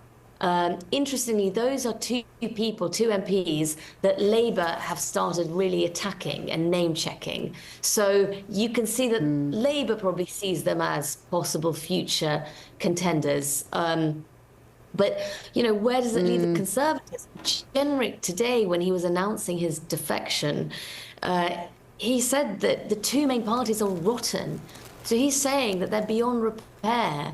And you will have Conservative members looking at this thinking, you know, really worried that the MPs in Westminster currently just have their heads in the sand and they do not understand that good performance in PMQs doesn't actually translate to voters giving the Conservatives another hearing. So I think part of what's probably been Robert Jenrick's calculation is he was seen as the leader in the wings, but the chance of him actually succeeding Kemi Badenoch has been quite minimal because her MPs just won't get rid of her at this point, you know, because they think she's doing well. But that isn't in no way reflected by the wider public. Yeah. Thank you, Anna. Really interesting take there. Political editor of Times Radio, Anna Mikalova there. And I'm watching that footage of, I keep seeing that clip over and over again of Kemi Badenoch sipping on that cocktail, and it's making me really thirsty at this time on a Thursday night. Probably the only person who's having a cocktail tonight, sitting back like this, watching, is going to be Keir Starmer going, this is blooming brilliant. I love it when the right tear themselves apart like this. What do you think at home? Let me know. Still to come this evening on The Late Show Live. I'm not surprised, actually, because I think he was so disappointed when he didn't get the top job. And I think he sees a brighter future with Nigel Farage. Political shockwaves are continuing as Robert Jenrick's constituents there respond after their MP defects to Reform UK. Stay with me. No breaks, just a little pause. This is The Late Show Live on GB News.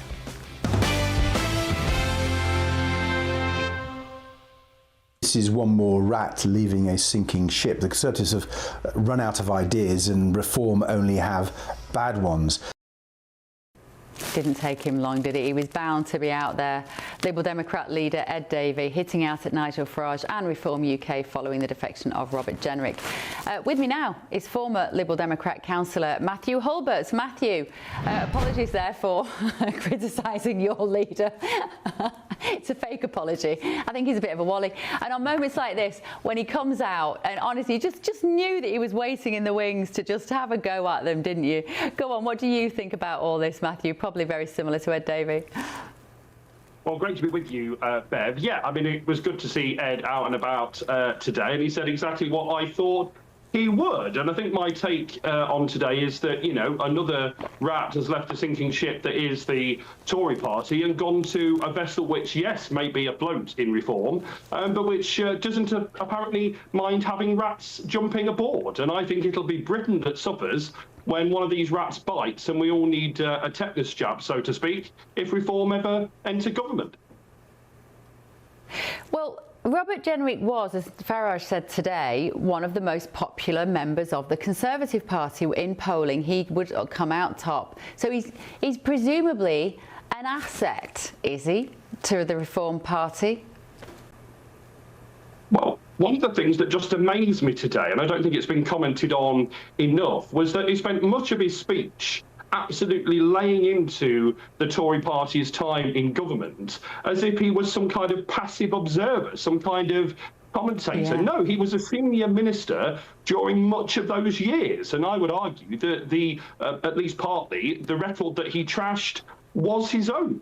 And so I think actually he's a diminished figure today. And I think reform, I mean, far be it from me as a Lib Dem to give reform any advice, but I think this isn't a good look for them. You can't say we're not the uni party, Labour and the Tories are all the same, and then have all of these ex-Tories joining reform as if they're going to be the change. And actually, I suspect, Bev, that lots of ordinary reform voters are not necessarily all that happy tonight.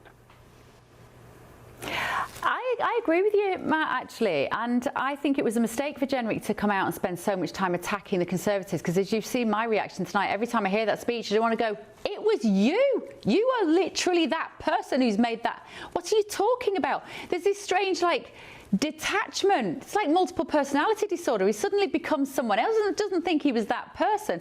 He probably should have spent more time slagging off the Labour Party and probably taking a bit of a swipe at the Lib Dems, because you guys might do quite well out of this in a way. How do you think you can capitalise on this? Yeah, look, I mean, you know, a lot of Lib Dem members think that we should be, you know, louder and prouder, but maybe this softly approach that Ed Davey and the leadership you know, are undertaking is actually working for us. I mean, you know, look at council by-elections last year, and actually we beat reform in terms of council by-election wins last year. So I think a lot of people are turning to the Lib Dems, giving us another look once again, because to be honest with you, they think a plague on all your houses for the other parties. Yeah, absolutely. Thank you so much, former Liberal Democrat councillor Matthew Hulbert, a friend of the show. Thanks so much, Matthew. Good to see you again. Right, let me tell you what you've all been saying at home. You've been getting in touch, gbnews.com/your say. Stuart says, ironically, Labour win from this. She will be blitzed at PM questions next time. Simon says, Badenoch can't help herself tonight. True colours shown. And Shell says, Bev, I like you, but you've really annoyed me tonight. Sorry, Shell. What's wrong with Jenrick going to reform? So he was a Tory until today. That doesn't mean he was happy with them. He tried to win and change them, but it didn't happen. You're acting like it's a sin. She says that he's defected. Reform needs experienced people. Why does it annoy me so much? I think it's because it just feels incredibly opportunistic. And I think if he was going to do it, then the first thing he should have done is go to Kemi Badenoch. That's the first thing he should have done, is go to Kemi Badenoch, be completely upfront with her, be completely straight with her and say, this doesn't feel like my home anymore, and let's handle this. I'm sorry, call me naive, I'm not a politician, but I just think there's too much sort of duplicitousness, which actually looks like narcissism when you've got somebody like Robert Jenrick that's been doing this. And I'm just not sure what he brings to the Reform Party. Shall I ask my panel if they agree with me or not? Let's bring you all back. Greg, Laurie, Matt and Charlie. Matt, when you, in fact, let me come to you, Greg, because you're probably more inclined to be a reform supporter. Why am I cross about it? Can you help me understand it? Well, you know, I think... Turn into my psychotherapist for a moment, will you, Greg Swenson? What is it? Why am I so niggled by this? I think because Robert Jenrick has been arguing on behalf of the Tories for well over a year now, and vigorously. And so I think that, you know, that's going to be difficult. As I said earlier, it's one thing right after the last general election to come out and say, these are the failures of the Conservative Party, here's how we have to fix it. But this is a year and a half later, almost 2 years later, and I think that there's, you know, so you have a credibility issue. But again, I think the reality is, this is just politics. He's going to bring voters. There are a lot of fans of Robert Jenrick. He's a talented politician. He's good at some things. He might have a little, you know, scar tissue on some of the issues that we all complained about the Tories, the lockdowns, the taxes, net zero, the wokeism, immigration, welfare. You know, there's a long list. But the further we get away from the last general election and the last Tory government, the less credibility they're going to have in those kind of criticisms. So, you know, I think that in many ways, let's move on. And they need to bring in, as I said earlier, they need to bring in a supply sider. And it's not going to come from the Lib Dems. It's not going to come from Labour. You can get migration people or, anti-migration people from Labour, from Lib Dems, but you can't get a supply sider from those parties. And Matthew, does it make a collaboration between the Conservatives and Reform come the next election look more or less likely now? I hate being psychic, but I could just see the day when Kemi Badenoch and Robert Jenrick are having to work together and it's all lovely again and everyone's being nice again. I think it's a complete lack of lack of authenticity about this process, which really riles me. Matt? Yeah, I think parliamentary arithmetic come the general election will mean they will have to work together. How long that lasts, you know, is anybody's guess, depending on who's leader and where, actually, as well. And I think that's where the decision will have to be made. Do you want a Labour, Green, Lib Dem sort of rainbow coalition ticket running the country, or do you want to lock them out of power, even temporarily? I can't imagine them sitting around a table and getting on with it, but that's the choice for them. I don't envy them, and I don't really care, to be honest. Let them do it. Matthew, would you go to Reform? I mean, I know we were joking about it earlier, and I know it makes a mockery of the left versus the right now in the UK. It just doesn't make any logical sense anymore, because you have been a Labour man, but you think Labour is not sufficiently left enough, so you want to join Reform. I mean, I'm not saying you do. I'm not saying you do at all. I'm not putting words in your mouth. But does it appeal to you that you could bring some sort of counterbalance, maybe a sort of little bit of ballast to the Reform Party? I think, look, I've always been an independent person, an independent thinker. I only voted Labour twice in my life when I truly believed that they were going to make a difference. I think you can't rule anything out in this life, in this political this moment we find ourselves in. I have grave concerns over much of Reform, but I spoke to a journalist the other week and they surprised me by saying they think there is a left-wing case for joining Reform if you truly believe that Nigel Farage and Reform would like to do things differently. And I suppose that's the big if. Do they really want to reform the system, and who for? Now, if you truly believe that, there's obviously an option open. Nigel has previously said he would welcome trade unionists and people of that ilk into his party, and I think that's where there's a bit of a soft spot. Matthew, that sounded like a very potential maybe. But if you think about what would unite you and Nigel, there's probably quite a long list. It's correct me if I'm wrong, it's anti-globalism, actually, in that you want to put money in the pocket of the working person in the UK. Small and medium-sized businesses are important to you, and I think they're important to the Reform Party and Nigel Farage as well. Stop pushing all the money upwards, like Labour are doing, ironically, and let people in the country keep a little bit more of their own wages. I think you're probably also on the side of stricter borders, partly because of what it does to wage and lower immigration, because of what it does to wages, and particularly in what might be lower paid occupations. health, crime, education. I can see some synergy here, Matt. Do you want me to ring? Do you want me to give him a ring and say my mate quite fancies joining your party? Me and Nigel speak. I wish Nigel all the best. Sure He's a do. very charming man, and I thought he handled today well. I think primarily I will work with anybody who wants to end homelessness and rough sleeping in this country. That's my whole modus operandi. And I think to do great things similar to what the Obama administration did with things like Housing First and putting British people first when it comes to housing, I think I'll work with anybody that's in government that wants to do that. Very interesting. Right. Thank you, Matt. Let's have a quick look at some of today's main news here in America. Here we go. Venezuela's opposition leader says that she's given her Nobel Peace Prize medal to Donald Trump at the White House. Speaking to reporters, she said it was done in recognition for his unique commitment to freedom. It's unclear whether the US president has accepted the medal. And President Trump has threatened to use the Insurrection Act to deploy troops to Minneapolis after it once again became the scene of protests after ICE officers sent to enforce an immigration operation. When questioned on the crackdown earlier, White House Press Secretary Caroline Leavitt shut down a reporter who challenged ICE's role and hit out at the media reporting on the incident. Why was Renee Good unfortunately and tragically killed? Are you asking me my opinion? Because an ICE agent acted recklessly and killed her unjustifiably. Oh, okay. So you're a biased reporter with a left-wing opinion. What do you want me to do? Yeah, because you're a left-wing hack. You're not a reporter. You're posing in this room as a journalist, and it's so clear by the premise of your question. And you and the people in the media who have such biases but fake like you're a journalist, you shouldn't even be sitting in that seat. And the White House says that Iran will face, quote, grave consequences if the regime's killing continues, adding that President Trump has been told the killing and executions of protesters will stop.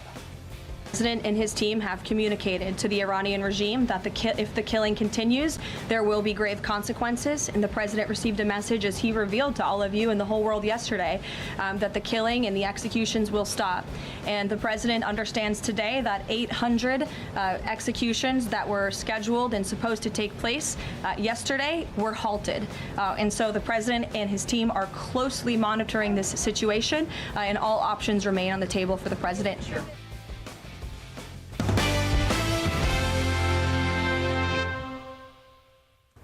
Let me tell you, that exchange between Caroline Leavitt and a journalist whose name is Niall Stanage was incredible in the briefing room today. You didn't hear the question that he posed. The question was about the killing of Renee Nicole Good. She is obviously the protester who was in the way of the ICE agents trying to do their job, and she got shot last week.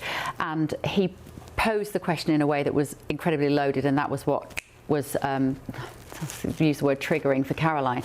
Unfortunate choice of word, but she really did hit back. Now, Laurie, you've been just desperate to get stuck into this story a bit today, because you know this gentleman. Oh yeah, I appear on News Nation with him all the time, and he's an Irishman here in the United States, and he is a very highly respected journalist. I don't know if you have ever worked with him or know him, but the fact that this White House, whether it's Donald Trump, whether it's J.D. Vance, whether it's members of the cabinet or this press secretary, when they don't agree with a question by a reporter, it's not freedom of speech. We're just getting away with that, getting rid of that completely in this country. When they don't like a question, they label a reporter as, you're from a garbage network that's not a real network, you're not a real journalist, and that's just really unfortunate, because everybody knows this is not true of this gentleman. I went on X earlier while I was in the other room when you had your other panelist on, and it's lighting up with people supporting this journalist, saying,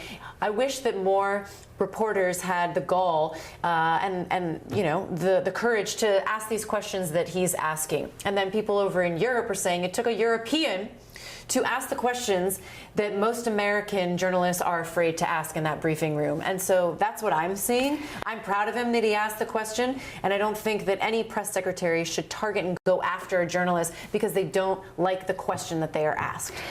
Most of the questions that she chose today, because remember, she will pick the people in the room to ask questions from, most of them were not questions that were complimentary to the Republican Party. They genuinely weren't.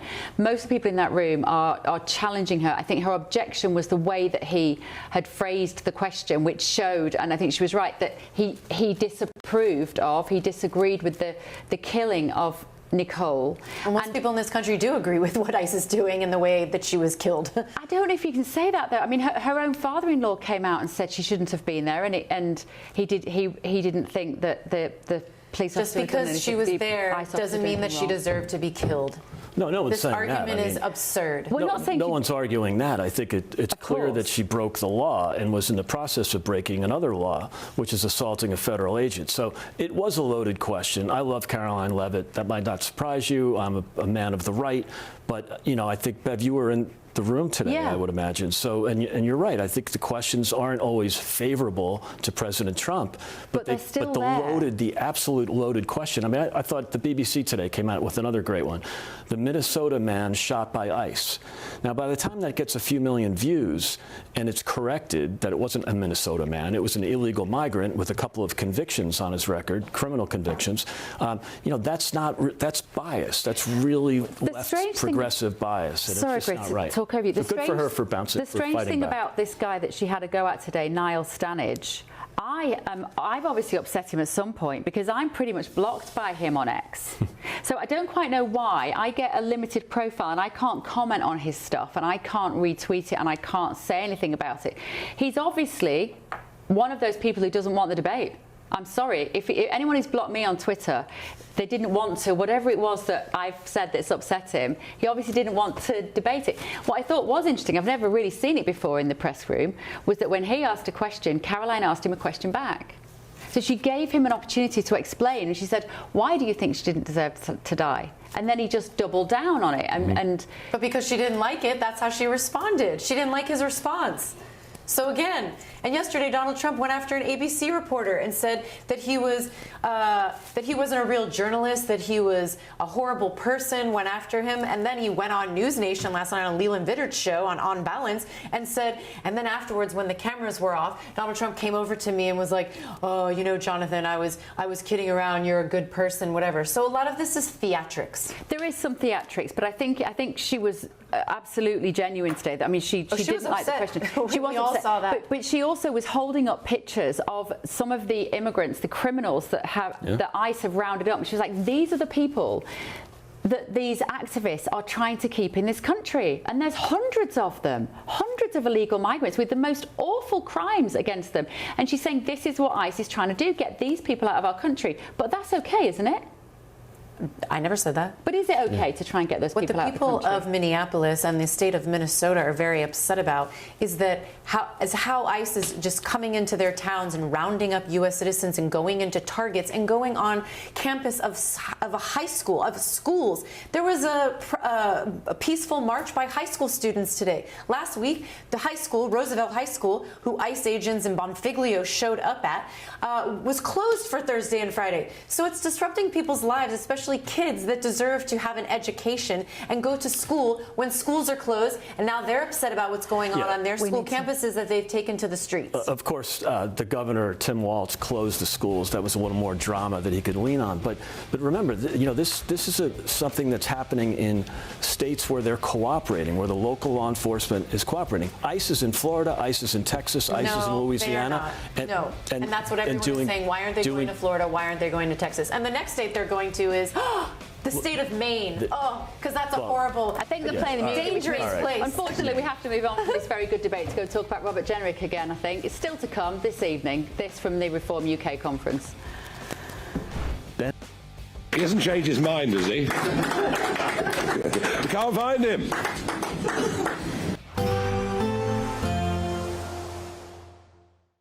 Expect warm spells with the odd rude interruption. Box Boilers sponsors the weather on GB News. Good Good morning. This is your GB News weather update from the Met Office. Across western and southwestern parts, it's going to be quite blustery and showery through today. Further east, a greater chance of staying mostly dry. Can't rule out a few showers pushing their way east and northeastwards as we go through the day, but most of the showers today, they're going to be in the west and southwest. And here we are likely to see some flashes of lightning, a bit of thunder mixed in, even some hail as well, and watch out for those blustery winds too. Lighter winds further east and some decent sunny spells, and temperatures around what you'd expect for the time of year, just about getting into double digits towards the south, a few degrees lower than this further north. As we go overnight, the blustery winds in the southwest, they will be easing, but we're going to see further showery outbreaks of rain making their way north and eastwards across many places. Some of them could be a little bit heavy, could even be some winteriness over northern hills. With the winds dropping out, there's going to be some low cloud around, some murkiness, some fog in places, and even where the cloud clears, well, we could get some fog patches developing there as well, and also a touch of frost in some parts too. Through Saturday itself, worth noting any mist and fog could be pretty slow to clear. Some of that low cloud could linger all day. Otherwise, there will be some brighter breaks developing here and there. A bit difficult to pinpoint exactly where they're going to occur. If you get any sunshine and don't get those showery bursts of rain, not feeling too bad for the time of year. But if you're stuck under that fog or cloud, well, it's going to feel pretty cold indeed.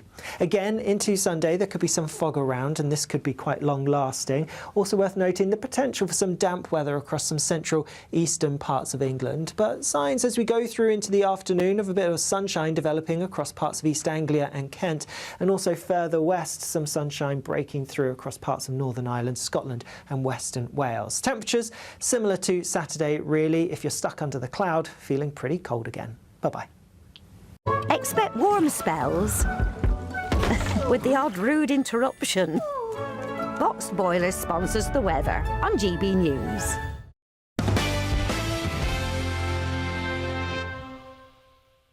Why did it take so long? Jenrick's been making toxic comments to try and divide our country for months and months and months. And it's only now, when he's on the verge of defecting to reform, that Badenoch gets round to sacking him. So that's weakness on her part. There's a bigger story here, because we're seeing a flood of Tory politicians, ex-politicians, politicians going across to reform because they know that the Tory party is a sinking ship. On a day like that, Keir Starmer could have had an absolute win. He should have been smiling.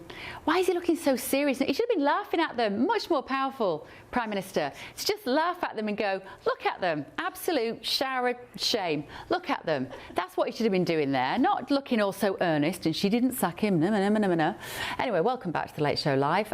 We are, of course, still talking about the biggest story of the day. No doubt it will be the biggest story probably for at least, I don't know, 24 hours until another Conservative joins reform.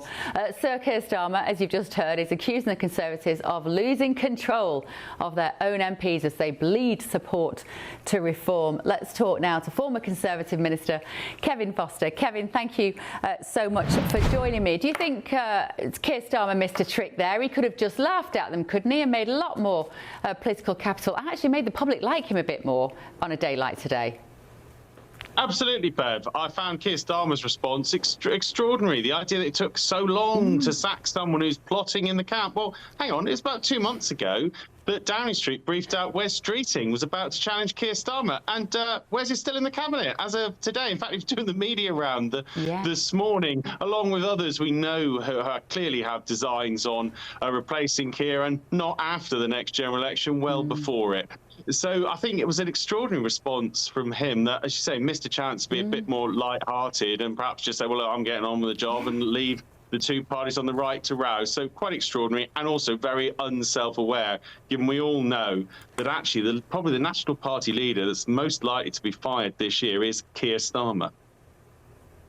Yeah. How did you feel about Robert Jenrick, Kevin, before today? Were you a fan?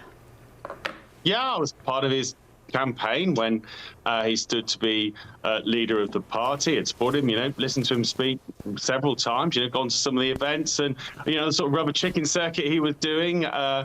around the party. And, I have to say, the recording that the Telegraph's, I think, got hold of about his comments about reform and Nigel Farage's, I've heard similar comments when he's been speaking at those types of events. So it was just a sense of real disappointment today that, I've got time for people, as good friends in reform, and I accept that some people, their views changed. They felt that was the right way to go. But the idea you're there plotting, scheming, planning to have a right go personally at colleagues that you've sat next to in the shadow cabinet. And as you touched on earlier in the show, suddenly discovering things that you didn't seem to know when you stood for the leadership or when you were, for that matter, in Rishi Sunak's cabinet. Do we know how Kemi Badenoch found out that he was planning to stab her in the back and then run out the door? Well, I think that it turns out there'd obviously been some feedback, and it appears that the speech was leaked by potentially a member of his team. That's some of the, only taken from the reports that we're seeing in the media on this. Probably an indication that someone did not appreciate what he was thinking of doing, and perhaps their own standards meant that they felt that they had to literally dob him in, so to speak, to the party leadership. But certainly, however she found out, I think what we saw later in the day vindicated her decision to remove him. Do you know, I think that whole sorry episode isn't getting as much attention as it needs, because if Robert Jenrick is stupid enough to write down a speech which somebody can see, what does that tell you about Robert Jenrick? If you are going to leave the Conservative Party and you go as a shadow secretary, as a shadow minister, you're going to leave the Conservative Party, you're going to join Reform, you literally write it on pen and paper in your own diary. You don't put it on an email, you don't put it on a laptop. How careless has he been? Or maybe it's a sort of arrogance, Kevin, and untouchability, that he'd be fine, a sort of, just a sense that he was impervious to any of this.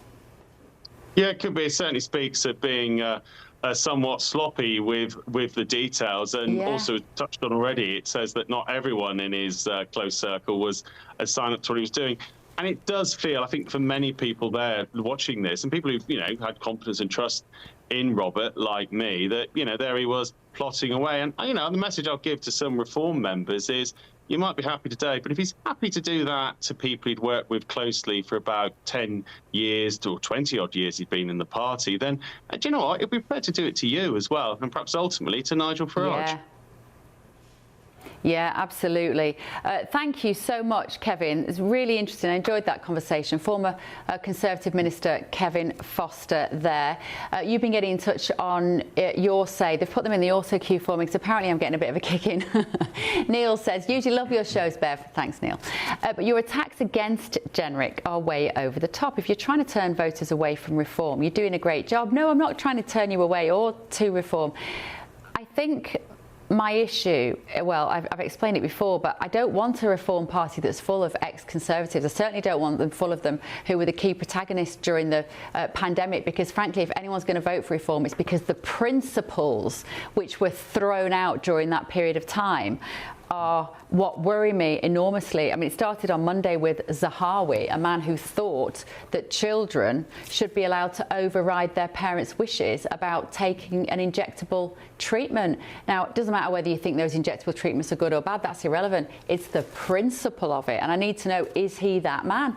Is that who he still is? I feel like I'm getting an idea of who Robert Jenrick is. I feel like I know him better tonight than I did a couple of hours ago. And I need a lot of convincing. Rob says, Starmer is making fortunes doing Jack. And Darren says, what's happening tonight, Bev? I hope to God you're not defecting to the BBC. No, I'm not. I'm just telling you what I think.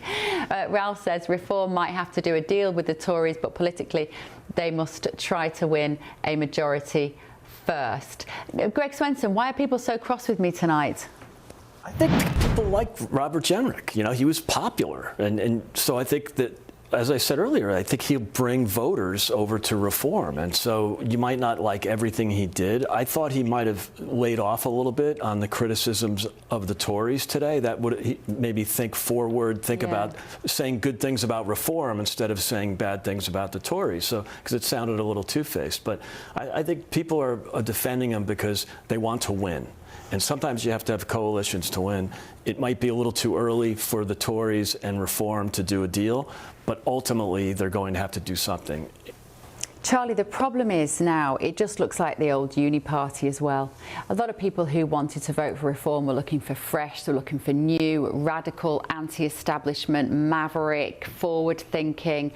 You pack too many Conservatives from that government, from the 2020 government onwards, you pack them with that, then what have we got?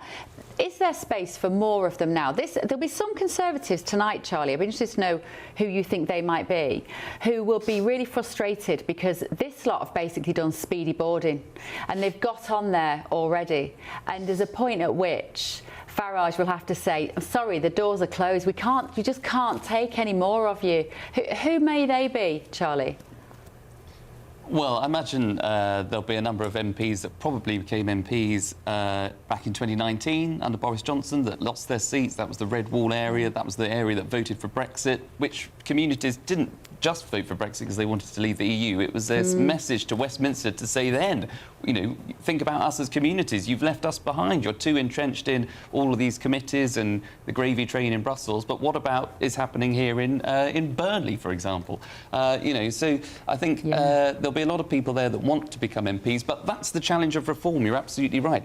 They've got to make sure that they are getting people across from all sides that can actually deliver, that can actually know how to run a government department or can at least challenge the system and kick the tyres and actually get the delivery and the outcomes that the Reform want without taking on too many Tories that might just be opportunists. And Nigel's been very clear about that. The 7th of May is the deadline. Yeah. Laurie, it must be fairly fascinating to this as an American, because what I've noticed very much happens in this country is once you've got a government, the opposition just disappear. Like, the Democrats are nowhere really to be seen in this town. You don't have the Prime Minister's questions that we have every Wednesday. There isn't a leader of the opposition. You don't have a Democrat figurehead right now, even in place. So when you look at the UK, are there some benefits, do you think, to the system that we have, that we're still slugging it out? We've still got 3 years to go until the next election. Hakeem Jeffries, who is the House Minority Leader, I would say that he, above Chuck Schumer in the Senate, by the way, that he's going to be a fabulous speaker. Mark my words, Bev and Greg, he will be the next Speaker of the House after these midterm elections. I think that he does a great job, but he is one person, right? He is not a Nancy Pelosi. She was fantastic as Speaker of the House, constantly doing press conferences, constantly communicating with the American public. And you're right, we do need more of that. We're starting to see some of that, running on affordability, running on the economy, running on healthcare, etc. But it can't be solely just in opposition of Donald Trump and the Republican Party.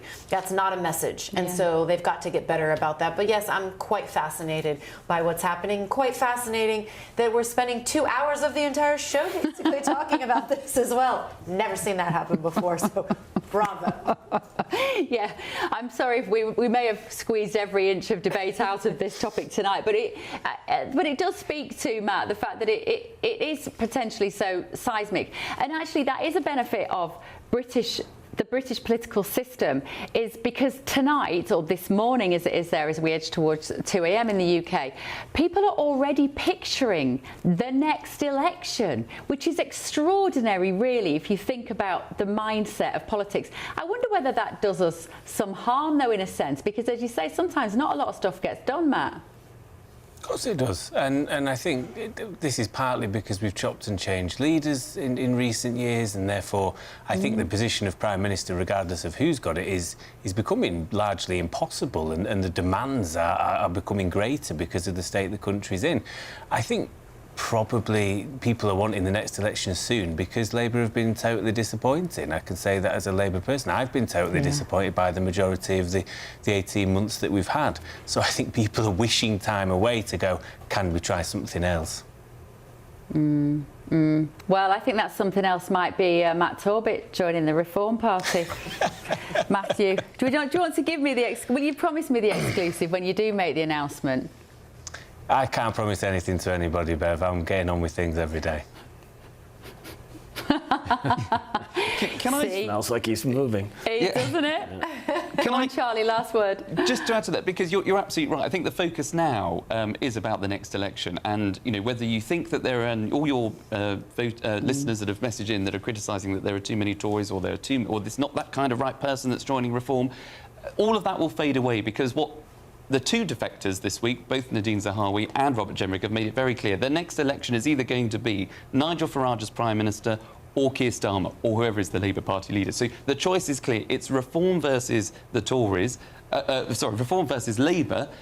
You choose Reform v the Tories. You choose who you want, and that's why I think it's so important that people are focusing on these defections, and that will be key to the next general election. All right. Well, we did very well, all of you. Thank you so much for supporting me through that while we handled one topic pretty much for 2 hours. Ben Leo will be with you tomorrow night, midnight in the UK. Sleep well.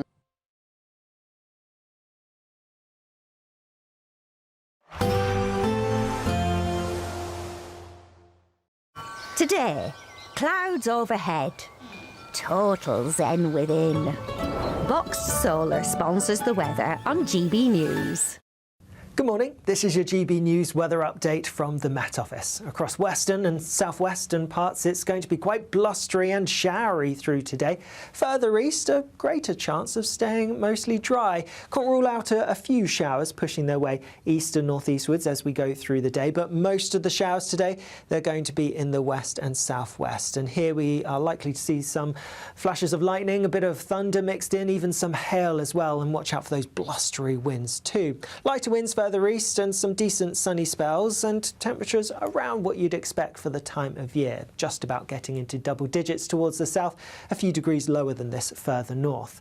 As we go overnight, the blustery winds in the southwest, they will be easing, but we're going to see further showery outbreaks of rain making their way north and eastwards across many places. Some of them could be a little bit heavy, could even be some winteriness over northern hills. With the winds dropping out, there's going to be some low cloud around, some murkiness, some mist, some fog in places, and even where the cloud clears, well, we could get some fog patches developing there as well, and also a touch of frost in some parts too. Through Saturday itself, worth noting any mist and fog could be pretty slow to clear. Some of that low cloud could linger all day. Otherwise, there will be some brighter breaks developing here and there. A bit difficult to pinpoint exactly where they're going to occur. If you get any sunshine and don't get those showery bursts of rain, not feeling too bad for the time of year, but if you're stuck under that fog or cloud, well, it's going to feel pretty cold indeed.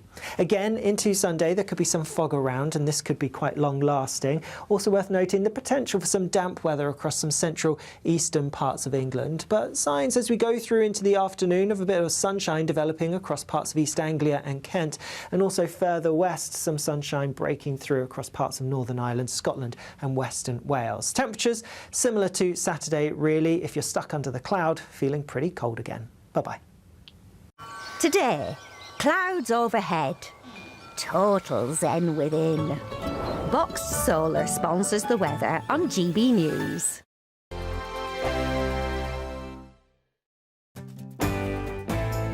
I'm Andrew Pearce. This is GB News, the People's Channel, Britain's news channel.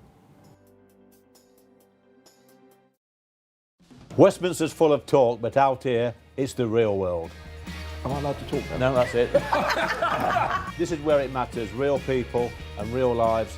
That's what politics is all about. In fact, has Trump made a good start? No. Straight answers, no spin, and just a couple of pints. How many fingers have I got up? About 10. So join me for Lee Anderson's Real World every Friday at 7 p.m. only on GB News. The People's Channel, Britain's news channel. At GB News, we love to hear from you, our loyal community. So drop us a line at gbnews.com/yoursay. There you can talk to each other and also to the presenters live on air. gbnews.com/yoursay, because GB News is your channel, Britain's news channel. In the GB Newsroom, we bring you the news as it happens. With our team of dedicated journalists across the UK, we're ready to keep you up to date with what's happening every half an hour, every single day. Bulletins here on GB News, the People's Channel, Britain's news channel. From the school run to the home run, watch a new show for all of Britain. So he can say whatever he wants. A straight talking show where all voices are heard. And, you know, when are we going to stop talking about smashing the gangs and actually do it? With the stories that matter from every part of our country. There's a bit of a crash landing there for your Chancellor. Bold, fearless and standing up for you. That's me, Martin Daubney, 3 p.m. till 6 p.m, weekdays, here only on GB News. The People's Channel, Britain's news channel. No matter the state it's in, this is our nation. Join me, Jacob Rees-Mogg, for a genuine, honest discussion on where we have been, where we are going, and where we are with the people who set the direction.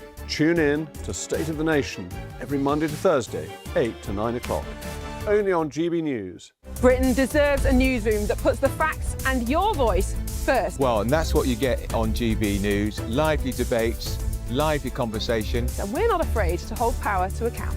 And each other. So join me, Andrew Pearce. And me, Miriam Gates, for Britain's Newsroom, weekdays from 9:30 on GB News.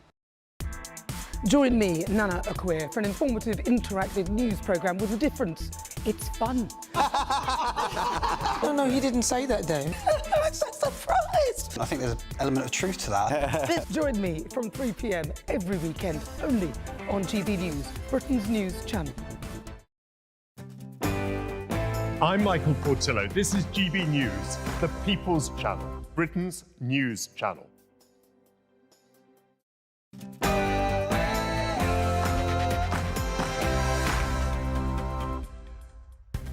Very, very good evening to you and welcome to a very, very special edition of GB News Tonight with me, your host, Martin Daubney. It all started with this earlier today.